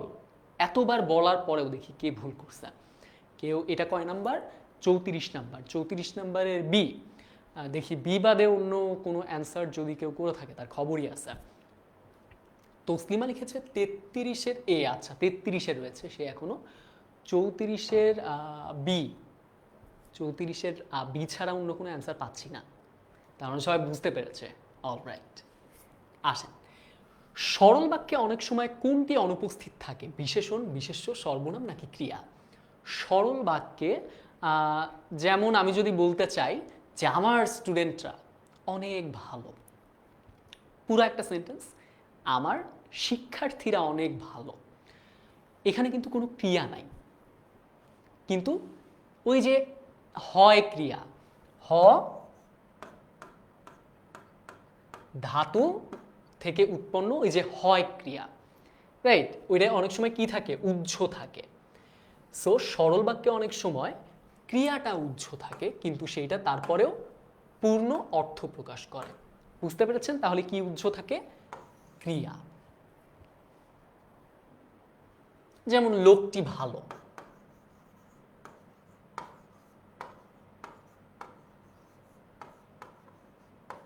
লোকটি হয় ভালো, এরকম সেন্টেন্সটা, তার মানে ক্রিয়া অনুপস্থিত। এইটা বুঝতে পেরেছেন বিষয়টা? ওকে, এরপরে আসেন। লোকটি অশিক্ষিত হলেও অভদ্র নয়, এর যৌগিক বাক্য কোনটি? যদিও লোকটি অশিক্ষিত তবুও অভদ্র। আচ্ছা, লোকটি অশিক্ষিত হলেও, একটা বিষয় সবসময় মনে রাখবেন, আমরা যখন সরল বাক্যকে জটিল, জটিল থেকে সরল, সরল থেকে যৌগিক যাই করি না কেন, আমাদের অর্থের চেঞ্জ করা যাবে না। আমাদের কিসের চেঞ্জ করা যাবে না? অর্থের কোনো পরিবর্তন ঘটানো যাবে না। আমাদের অর্থটাকে ফিক্স রাখতে হবে। সো অর্থটাকে যদি আমরা ফিক্স রাখতে চাই তাহলে কি করতে হবে? তাহলে একটু এখানে কারসাজি রয়েছে, সেইটা আমরা চলো শিখি। লোকটি অশিক্ষিত হলেও অভদ্র নয়, যৌগিক বাক্যে কি করতে হবে? এইখানে দেখেন হলেও, এটা অসমাপিকা ক্রিয়া। আর এই যে অভদ্র নয় মানে হয় না এরকম মিনিং দেয়, মানে হয় এরকম মিনিং দেয়, রাইট? মানে হচ্ছে নেগেটিভ মিনিং দেয়। অভদ্র নয় মানে হচ্ছে কি? ভদ্র। বুঝতে পেরেছেন বিষয়টা? এবারে আসেন, তাহলে যদিও লোকটি অশিক্ষিত তবুও অভদ্র, এখানে কি অভদ্র বলা হয়েছে নাকি ভদ্র বলা হয়েছে? ভদ্র বলা হয়েছে, তাহলে এটা হচ্ছে না। লোকটি অশিক্ষিত এবং অভদ্র, অভদ্র কি লোকটিকে বলা হয়েছে? না। লোকটি অশিক্ষিত কিন্তু অভদ্র নয়, যৌগিক। যৌগিক করলে কি হয়? কিন্তু। তাহলে সি হচ্ছে অ্যান্সার। ডি নাম্বারটা কেন ভুল? লোকটি যেমন তেমন, যদিও এটা মিনিং ঠিক থাকে না, এবং যেমন তেমন সাপেক্ষ যোজক, সাপেক্ষ যোজক থাকলে এমনিতেও কি হয়? এমনিতেও জটিল বা মিশ্র হয়। সো বিষয়গুলো একটু কমপ্লেক্স, একটু সহজভাবে মনে রাখি আমরা।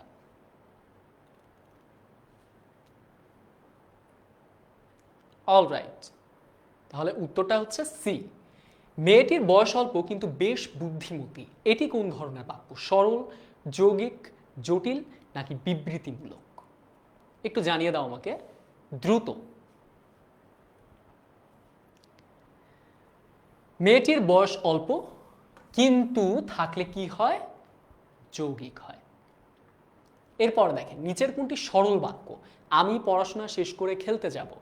যদি তবে হবে না।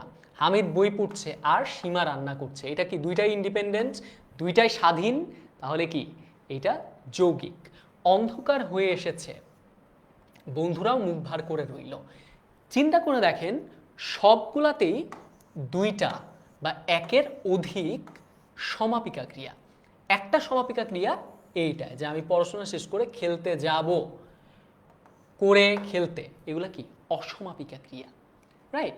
তাহলে অসমাপিকা ক্রিয়া থাকতে পারে কিন্তু সমাপিকা ক্রিয়া থাকবে একটাই, সেইটাই হচ্ছে সরল বাক্য এবং এটাই হচ্ছে ক নাম্বার। অ্যান্সারগুলো বলেন সবাইকে, আনসারগুলো দেন, একটু দ্রুত অ্যান্সার দিতে হবে তো। আচ্ছা 39 নাম্বার, আমরা কারকের দিকে যাব। এই কোয়েশ্চেনগুলো সলভ করে আমরা কারকের দিকে যাব। নিচের কোনটি যৌগিক বাক্যের উদাহরণ? একটু বলেন নিচের কোনটি যৌগিক বাক্যের উদাহরণ? তিনি খুব সকালে ঘুম থেকে উঠে পায়চারি করতে করতে বাজারের দিকে গেলেন। অন্ধকার হয়ে এসেছে, বন্ধুরাও মুখ ভার করে রইল। যদি তুমি যাও তবে তার দেখা পাবে, যেহেতু তুমি চেষ্টা করনি তাই ব্যর্থ হয়েছ। এই দুইটা যদি তবু তার মানে হচ্ছে জটিল, যেহেতু তাই তার মানে হচ্ছে যেহেতু সেহেতু, এগুলা সাপেক্ষ যোজক। সাপেক্ষ সর্বনাম থাকলে সেটা হয় হচ্ছে কি জটিল।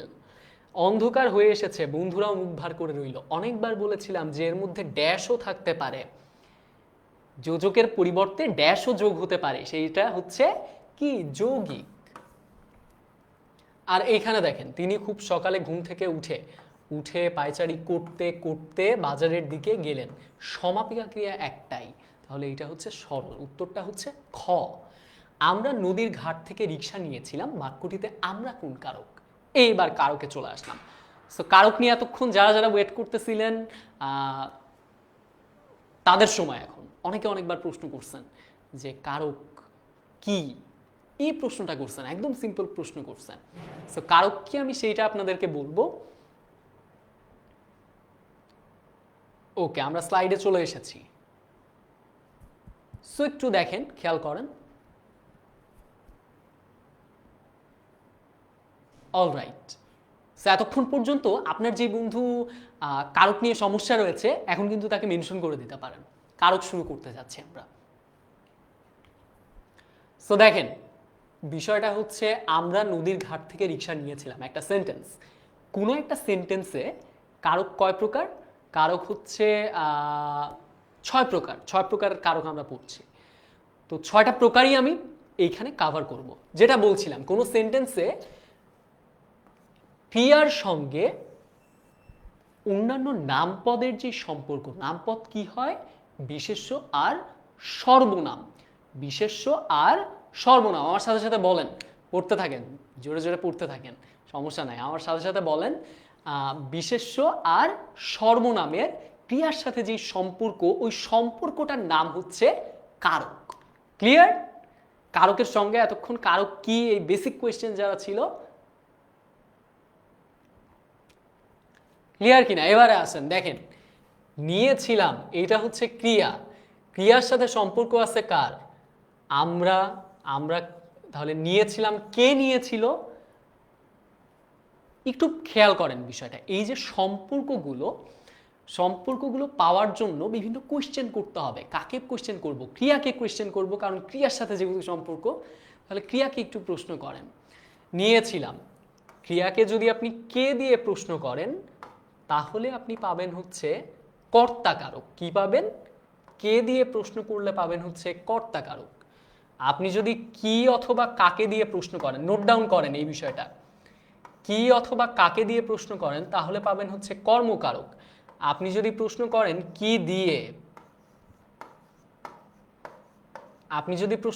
কি দিয়ে, কিসের দ্বারা, কি উপায়ে, এরকম প্রশ্ন করেন তখন সেটা হবে হচ্ছে করণ কারক।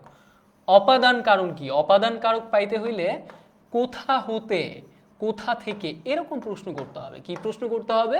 কোথা হতে বা কোথা থেকে, এরকম প্রশ্ন হতে হবে। সো বুঝতে পারছেন, আমি জাস্ট একটা শর্ট টেকনিক শেখাচ্ছি আপনাদেরকে যে আপনারা ক্রিয়াকে কি দ্বারা প্রশ্ন করলে কি উত্তর পাবেন এবং সেই উত্তরটা যে শব্দের পাচ্ছেন সেই শব্দটা তখন কি সম্পর্ক বোঝাবে ওই ক্রিয়ার সাথে, মানে কারকটা আপনি বের করে আনতে পারবেন। এত কথার সামারি এইটাই। বলো, বুঝতে পারছো? কারক বুঝতে পারছো? আচ্ছা এবারে আসো তাহলে বাক্যটিতে কোন কারক, বাক্যটিতে আমরা কোন কারক। ওকে, বুঝতে পারছি আমরা কোন কারক। তাহলে আগেই বললাম যে আপনি যদি ক্রিয়াকে প্রশ্ন করেন কে দিয়ে, কে নিয়েছিল, আমরা নিয়েছিলাম, তাহলে আমরা কি? কর্তা। অ্যান্সার কর্তা, সিম্পল। আনসার কিন্তু পাচ্ছি না, আনসার কিন্তু পাচ্ছি না আমি, একটু ফাস্ট আনসার করতে হবে। অলরাইট, 40-এর এ 41, যাকে আশ্রয় করে ক্রিয়া সম্পাদন করে তাকে কোন কারক বলে? এটা হচ্ছে আমাদের কর্মকারক বলা হয়, রাইট? কর্মকারক বলা হয় যাকে আশ্রয় করে কর্তা ক্রিয়া সম্পাদন করে তাকে বলা হয় হচ্ছে কি বলা হয়? কর্ম বলা হয়। যেমন আমি একটা সিম্পল সেন্টেন্স দিই, যেমন হচ্ছে ছেলেটি বই পড়ে। খুব সিম্পল একটা সেন্টেন্স, ছেলেটি বই পড়ে। আচ্ছা, একটা টেস্ট হোক আপনাদের, ছেলেটি বই পড়ে এইটা কোন ধরনের বাক্য? সরল, জটিল, যৌগিক, এই তিনটার মধ্যে আমাকে একটু বলেন তো, সরল বাক্য, জটিল বাক্য নাকি যৌগিক বাক্য? ছেলেটি বই পড়ে এইটা হচ্ছে একটাই সমাপিকা ক্রিয়া, তাহলে হচ্ছে এটা সরল বাক্য। এরপরে দেখেন পরে কে প্রশ্ন করেন, কে পড়ে? ছেলেটি। কি পড়ে? বইকে। তাহলে দেখেন কর্তা ছেলে বইকে আশ্রয় করেই কিন্তু পড়ার কাজটা সম্পন্ন হচ্ছে। বই না থাকলে পড়ার কাজটা করতে পারতো না। তাহলে কর্তা যাকে আশ্রয় করে ক্রিয়া সম্পাদন করে তাকে বলা হয় কর্মকারক। ক্লিয়ার? এরপরে আসেন শিক্ষককে জানাও। শিক্ষককে জানাও এইবার একটু টাফ হয়ে গেল। আপনি নোট করছিলেন তো 6টা কারক, আমি বলি কিভাবে নোট করবেন। খাতায় একটা দাগ টানেন, এইখানে লেখেন কর্তা, কর্ম, করণ, অপাদান, অধিকরণ, সম্বন্ধকারক। 6টা কারক। ডান পাশে টেকনিকটা লিখে রাখেন, স্যার এই দিয়ে প্রশ্ন করলে এইটা পাওয়া যায়, এই দিয়ে প্রশ্ন করলে এইটা পাওয়া যায়। সম্বন্ধকারক আসছি, সবার পরে আসছি, ঠিক আছে? নোট করবো এভাবে। তা এখন দেখো শিক্ষককে জানাও, কি লিখছিলা? যে কর্ম পাওয়া যায় কি দিয়ে অথবা কাকে দিয়ে প্রশ্ন করে। তাহলে প্রশ্ন করো কাকে জানাবো? শিক্ষককে জানাবা। আচ্ছা, এটা একটা ইম্পারেটিভ সেন্টেন্স। ইম্পারেটিভ সেন্টেন্স মানে কি? অনুজ্ঞাসূচক বাক্য। অনুজ্ঞাসূচক বাক্যে এই যে শিক্ষককে জানাও, একটা আদেশ করছি আমি তোমাকে যে শিক্ষককে জানাও। তাহলে এই যে আদেশ মানে অনুজ্ঞা, তুমিটা অনেক সময় কি থাকে? উহ্য থাকে। অলরাইট, তুমিটা উহ্য থাকে। তাহলে শিক্ষককে, এইটা হচ্ছে কি? অধিকরণ, অপাদান, কর্তা নাকি কর্ম? কর্ম। কাকে দিয়ে প্রশ্ন করে পাচ্ছ? ক্লিয়ার তো বিষয়টা নাকি? ক্লিয়ার? অলরাইট, এবার আসো কি উপায়ে কথাটি দ্বারা ক্রিয়াকে প্রশ্ন করলে কোন কারক সম্বন্ধ সৃষ্টি হয়? কি উপায়ে? একটু আগে কি বললাম? কি উপায়ে, কিসের দ্বারা? আমি কলম দিয়ে লিখছি, আমি কি উপায়ে লিখছি? কলম দিয়ে লিখছি। তাহলে এই যে দ্বারা, দিয়ে, কর্তৃক, এগুলা হচ্ছে কি? দিয়ে, দ্বারা, কি দিয়ে, কি উপায়ে? বলেন। 43-এর আনসার তো বলছেন, আমার অ্যান্সার করেন। করণ। মুখে বলেন করণ। তাহলে উত্তরটা হচ্ছে করণ। চাষিরা ধারালো কাস্তে দিয়ে ধান কাটছে। বাক্যটিতে ধারালো কাস্তে দিয়ে, কি দিয়ে যদি প্রশ্ন করি, আপনার এই নোট খাতা থাকতেই হবে। দেখেন এটা কিন্তু লিখতেই হবে, এটা কেউ আবার না লিখে যেতে পারবে না আজকে ক্লাস থেকে। একজন লিখছে অনুজ্ঞা সূচক কি? অনুজ্ঞা মানে হচ্ছে আদেশ, উপদেশ, অনুরোধ ইত্যাদি প্রকাশে অনুজ্ঞা সূচক বাক্যের ব্যবহার করা হয়। যেমন আমি যদি বলি এই যে কাজটি করো, শিক্ষককে জানাও, ভালো থেকো, এগুলা কি? এগুলো হচ্ছে এক একটা আদেশ বোঝায়। শিক্ষককে জানাও, ভালো থেকো, কোনো একটা উইশ বোঝায়। অলরাইট, সো কি উপায়ে কথাটি দ্বারা করণ কারক পাওয়া যায়? ধারালো কাস্তে দিয়ে ধান কাটছে। কি দিয়ে? ধারালো কাস্তে দিয়ে। তাহলে কি দিয়ে প্রশ্ন করলে করণ কারক পাওয়া যায়। এরপর দেখেন কাব্য ভাষায় কর্মকারকে কোন বিভক্তি যুক্ত হয়? কাব্য ভাষায় কর্মকারকে একটা সেন্টেন্স লিখলে আপনার কাছে ক্লিয়ার হয়ে যাবে। যেমন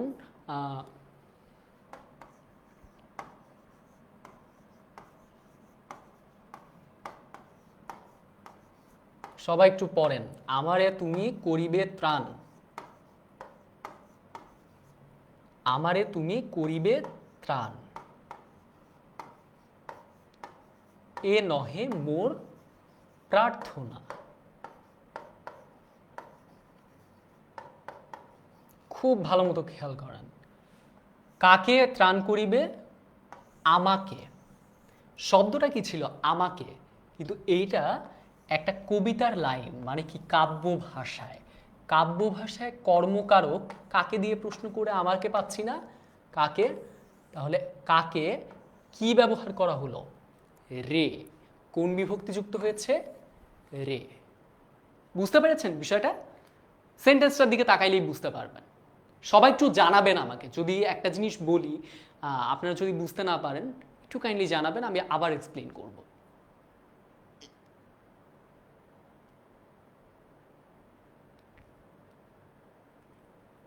আচ্ছা আসেন, অপাদান কারকে ক্রিয়ার কি নির্দেশ করা হয়? অপাদান কারকে কি কি নির্দেশ করা হয় আমি বলি। উৎপন্ন, বিচ্যুতি, ছেড়ে যাওয়া, পতিত হওয়া, ভয় প্রকাশে আমাদের অপাদান কারক হয়। অলরাইট,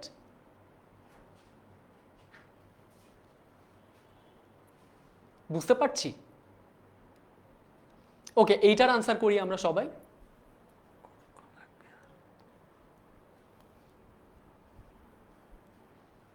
অপাদান কারকে ক্রিয়ার কি নির্দেশ করা হয়? উৎস নির্দেশ করা হয়। অলরাইট, ওই যে উৎপন্ন, বিচ্যুতি, কোথা হতে। বুঝতে পারছি? আমরা এক্সাম্পল আরো আসছি সামনের দিকে, আমাকে একটু জানিয়ে দেন সবাই। জাহিদুল ইসলাম, বুঝি নাই। কি বুঝি নাই ভাইয়া? সাদিয়া ইসলাম লিখেছে আপনি তো কমেন্ট পড়েন না। কমেন্ট তো পড়ছি, আপনি প্রশ্ন করেন একটা, তাহলে প্রশ্নের উত্তর দিব। তন্নি লিখেছে জি ভাইয়া ক্লিয়ার। ওকে, তাহলে আসেন, যে কারকে ক্রিয়ার উৎস নির্দেশ করা হয় তাকে কোন কারক বলা হয়? উৎস নির্দেশ করলে অপাদান কারক। ফুলের গন্ধে ঘুম আসে না, ফুলের নিচে আন্ডারলাইন করা, ফুলের গন্ধে ঘুম আসে না নিম্নলিখ পদটি কোন কারক? সম্বন্ধ কারক, অপাদান কারক, করণ কারক, কর্তা কারক। আমি তো তোমাদেরকে টেকনিক শিখিয়ে দিয়েছি যে কি দিয়ে প্রশ্ন করলে, কি দিয়ে মানে কি কি দিয়ে, এখানে কি দিয়ে বলতে ওই যে করণ কারকের কি দিয়ে ওইটা বলছি না, মানে যে চারটা তোমাদেরকে দিলাম যে ক্রিয়াকে এই প্রশ্ন করলে এই কারক পাওয়া যায়। সো সম্বন্ধ কারকের ক্ষেত্রে কিন্তু এখনো পর্যন্ত বলি নাই, এইটা তোমরা খেয়াল করছো। সম্বন্ধ কারক হচ্ছে ক্রিয়ার সাথে সম্পর্ক না, সম্বন্ধ কারকের নাম পদের সাথেই সম্পর্ক। ইংরেজিতে পসেসিভ পড়ছো তাই না? এই যে এর, র এর, যেমন ফুলের, ফুলের গন্ধে, কিসের গন্ধে? ফুলের গন্ধে। আমার ভাই, আমার ভাই খুব ভালো। আমার, আমি বলছি আমার পরীক্ষা খুব ভালো হয়েছে। এখানে ভালো হয়েছে সঙ্গে আমির সম্পর্ক নাই, আমার সাথে সম্পর্ক আছে, পরীক্ষার সম্পর্ক রয়েছে। তাহলে এই যে পরীক্ষার সঙ্গে বা কোনো একটা নাম শব্দের সঙ্গে এর সম্পর্ক, এইটা হচ্ছে সম্বন্ধ কারক। অলরাইট, কোনো বাক্যে কর্তায় এ বিভক্তির উদাহরণ দেওয়া রয়েছে। কর্তায় এ, দেখেন কর্তা কোনটা? বনে বাঘ আছে, এখানে বাঘ কর্তা। ফুলে ফুলে বাগান ভরেছে, না এখানে এ নাই বাগানের সাথে। অন্ধজনের দেহ আলো, এটা তো আমাদের কর্মকারক, কাকে বলা হচ্ছে? কি না বলে, কে বলে? পাগল বলে। তাহলে পাগলের সাথে কি রয়েছে? মূল শব্দটা হচ্ছে পাগল, পাগলের সঙ্গে রয়েছে হচ্ছে এ, তার কারণে হচ্ছে কর্তায় এ হয়েছে ক নাম্বার, পাগলে কি না বলে। বুঝতে পেরেছেন? আমরা আরো প্রশ্নের দিকে যাব, আমাদের কিন্তু লাস্টে কিছু প্রশ্ন থাকবে, যে প্রশ্নগুলো আপনারা পিডিএফ পেয়ে যাবেন। সবার জন্য বলছি, তোমাদের প্রত্যেকের উদ্দেশ্যে বলছি, তোমরা কিন্তু পিডিএফটা নিয়ে নেবে, অবশ্যই পিডিএফটা কোর্সে এনরোল করে নিয়ে নেবে এবং সেইটা সলভ করবে। আমি তোমাদেরকে বেসিক যে 6টা কারক রয়েছে সেই 6টা কারকের উদাহরণ দিয়ে দিলাম। এরপরে বলো, ফাতিমা লিখেছে পিডিএফ পেয়েছি ভাইয়া। ওকে, সো বাক্যে প্রযোজক কর্তার ব্যবহার করা হয়েছে। প্রযোজক কর্তা বিষয়টা আমরা বুঝি। মনে করো যেই ক্রিয়াটা একজন মনে করো শিক্ষক ছাত্রদের পড়াচ্ছেন, এই যেরকম আমি তোমাদেরকে পড়াচ্ছি, পড়ার কাজটা আলটিমেটলি কে করছে? তুমিই করছো। পড়ার কাজটা তুমিই করছো, কিন্তু আমি করাচ্ছি তোমাদেরকে দিয়ে। সো এই দেখো এইখানে এইরকম আমরা পাচ্ছি প্রযোজক কর্তা, রাখাল গরুকে ঘাস খাওয়ায়। খাওয়ার কাজটা আলটিমেটলি গরুই করে, কিন্তু রাখাল গরুকে দিয়ে করায়। সো এরকম হলে সেইটা প্রযোজ্য, যে হচ্ছে করায়, যে মনে করো যে বস, বস যে, যেমন শিক্ষক ছাত্র, শিক্ষকই তো বস নাকি না? ব্যাকরণগতভাবে সেরকম, বাট ছাত্ররাও বস হইতে পারে নাকি? ওকে, ছাত্ররা আবার খুশি হয়ে গেছে। এনিওয়ে, রাখাল, রাখাল একটু বস। সো যে বস সে হচ্ছে প্রযোজক কর্তা, আর যাকে দিয়ে করাচ্ছে সে হচ্ছে প্রযোজ্য কর্তা। জিনিসটা যদি ব্যাকরণের ভাষায় বলি, যার উপর প্রযোজ্য হচ্ছে সে হচ্ছে প্রযোজক কর্তা, আর যে কাজটা করাচ্ছে প্রযোজ্য কর্তাকে দিয়ে সে হচ্ছে প্রযোজক কর্তা। বুঝতে পারছি বিষয়টা? যেমন আমি যদি আপনাদেরকে বলি শিক্ষক ছাত্রদের পড়াচ্ছেন, এখানে শিক্ষক প্রযোজক কর্তা, আর ছাত্র, ছাত্র কি প্রযোজ্য কর্তা। আমাকে একটা জিনিস বলেন, মা শিশুকে চাঁদ দেখাচ্ছেন, চাঁদ আলটিমেটলি দেখতেছে কে? চোখ দিয়ে শিশুই দেখছে, তাহলে শিশু হচ্ছে প্রযোজ্য কর্তা, মা হচ্ছে প্রযোজক কর্তা। ক্লিয়ার কিনা বিষয়টা বলেন। এরপর দেখেন, কর্তায় এ বিভক্তির উদাহরণ কোথায়? এই যে একটু আগেই পড়েছি, পাগলে কিনা বলে, দুইবার এসেছে। দেখো একই প্রশ্ন ঘুরিয়ে ফিরিয়ে দুইবার বোর্ড পরীক্ষায় এসেছে। এরপর দেখো, টাকায় টাকা হয়, এখানে টাকায় পার্থক্য আছে দুইটা জিনিসের মধ্যে। এই টাকাটা আর এই টাকাটার মধ্যে পার্থক্য আছে। আমি যদি এই টাকার নিচে আন্ডারলাইন করতাম তাহলে সেটা হয়তো অপাদান, কারণ এটা উৎপত্তি বোঝাচ্ছে, কোথা থেকে উৎপত্তি হয়েছে, কোথা থেকে টাকা উৎপত্তি হয়, টাকা থেকে। তাহলে এই টাকাটা হচ্ছে অপাদান। কিন্তু কি হয় এখানে? কি হবে এখানে? হবে কর্মে শূন্য। এরপর দেখেন, আচ্ছা আমি যদি আরেকটা বিষয় বলতাম, টাকায় টাকা আনে,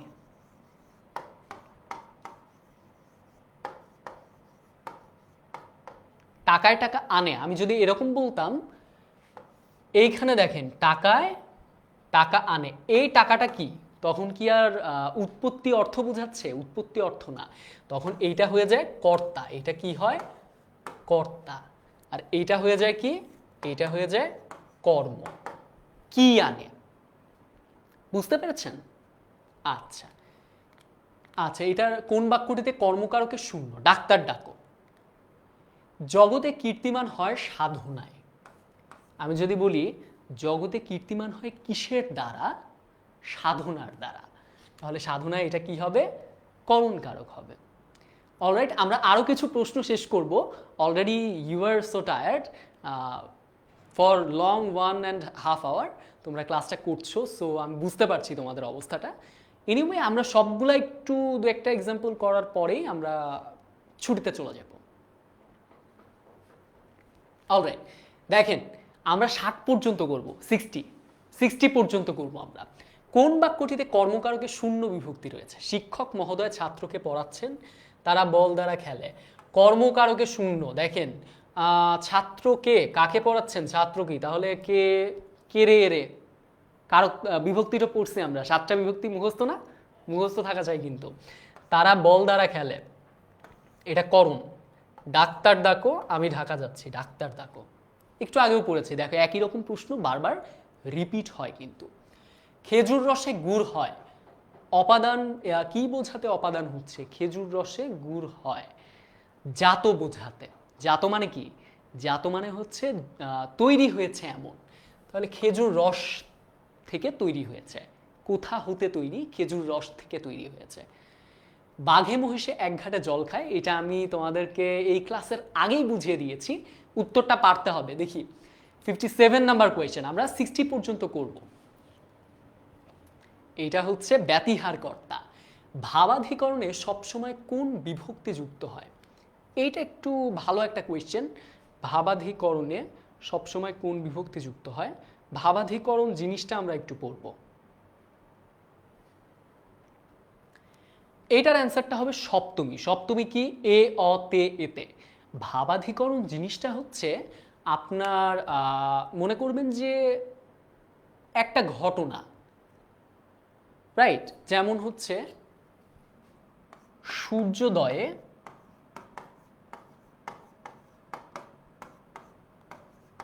অন্ধকার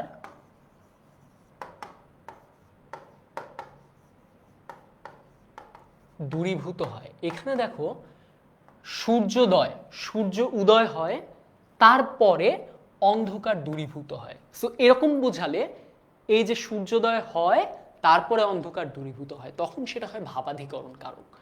বুঝতে পেরেছেন? আপনার যেমন কান্নায় শোক দূরীভূত হয়, তাহলে কান্না হয় তারপরে শোক দূরীভূত হয়, এরকম বোঝালে কি হয়, সেটা ভাবাধিকরণ হয়।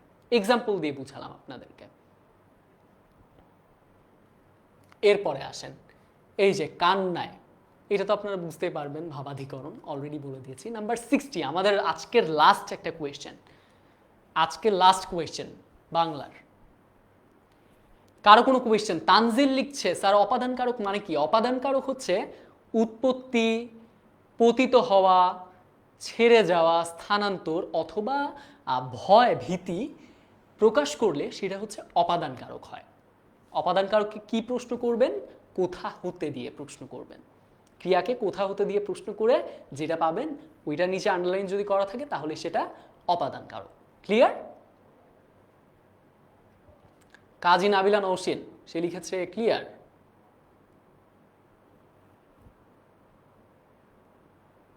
ওকে, তাসনিমুল্লাহর বুশরা লিখেছে best teacher, thank you so much.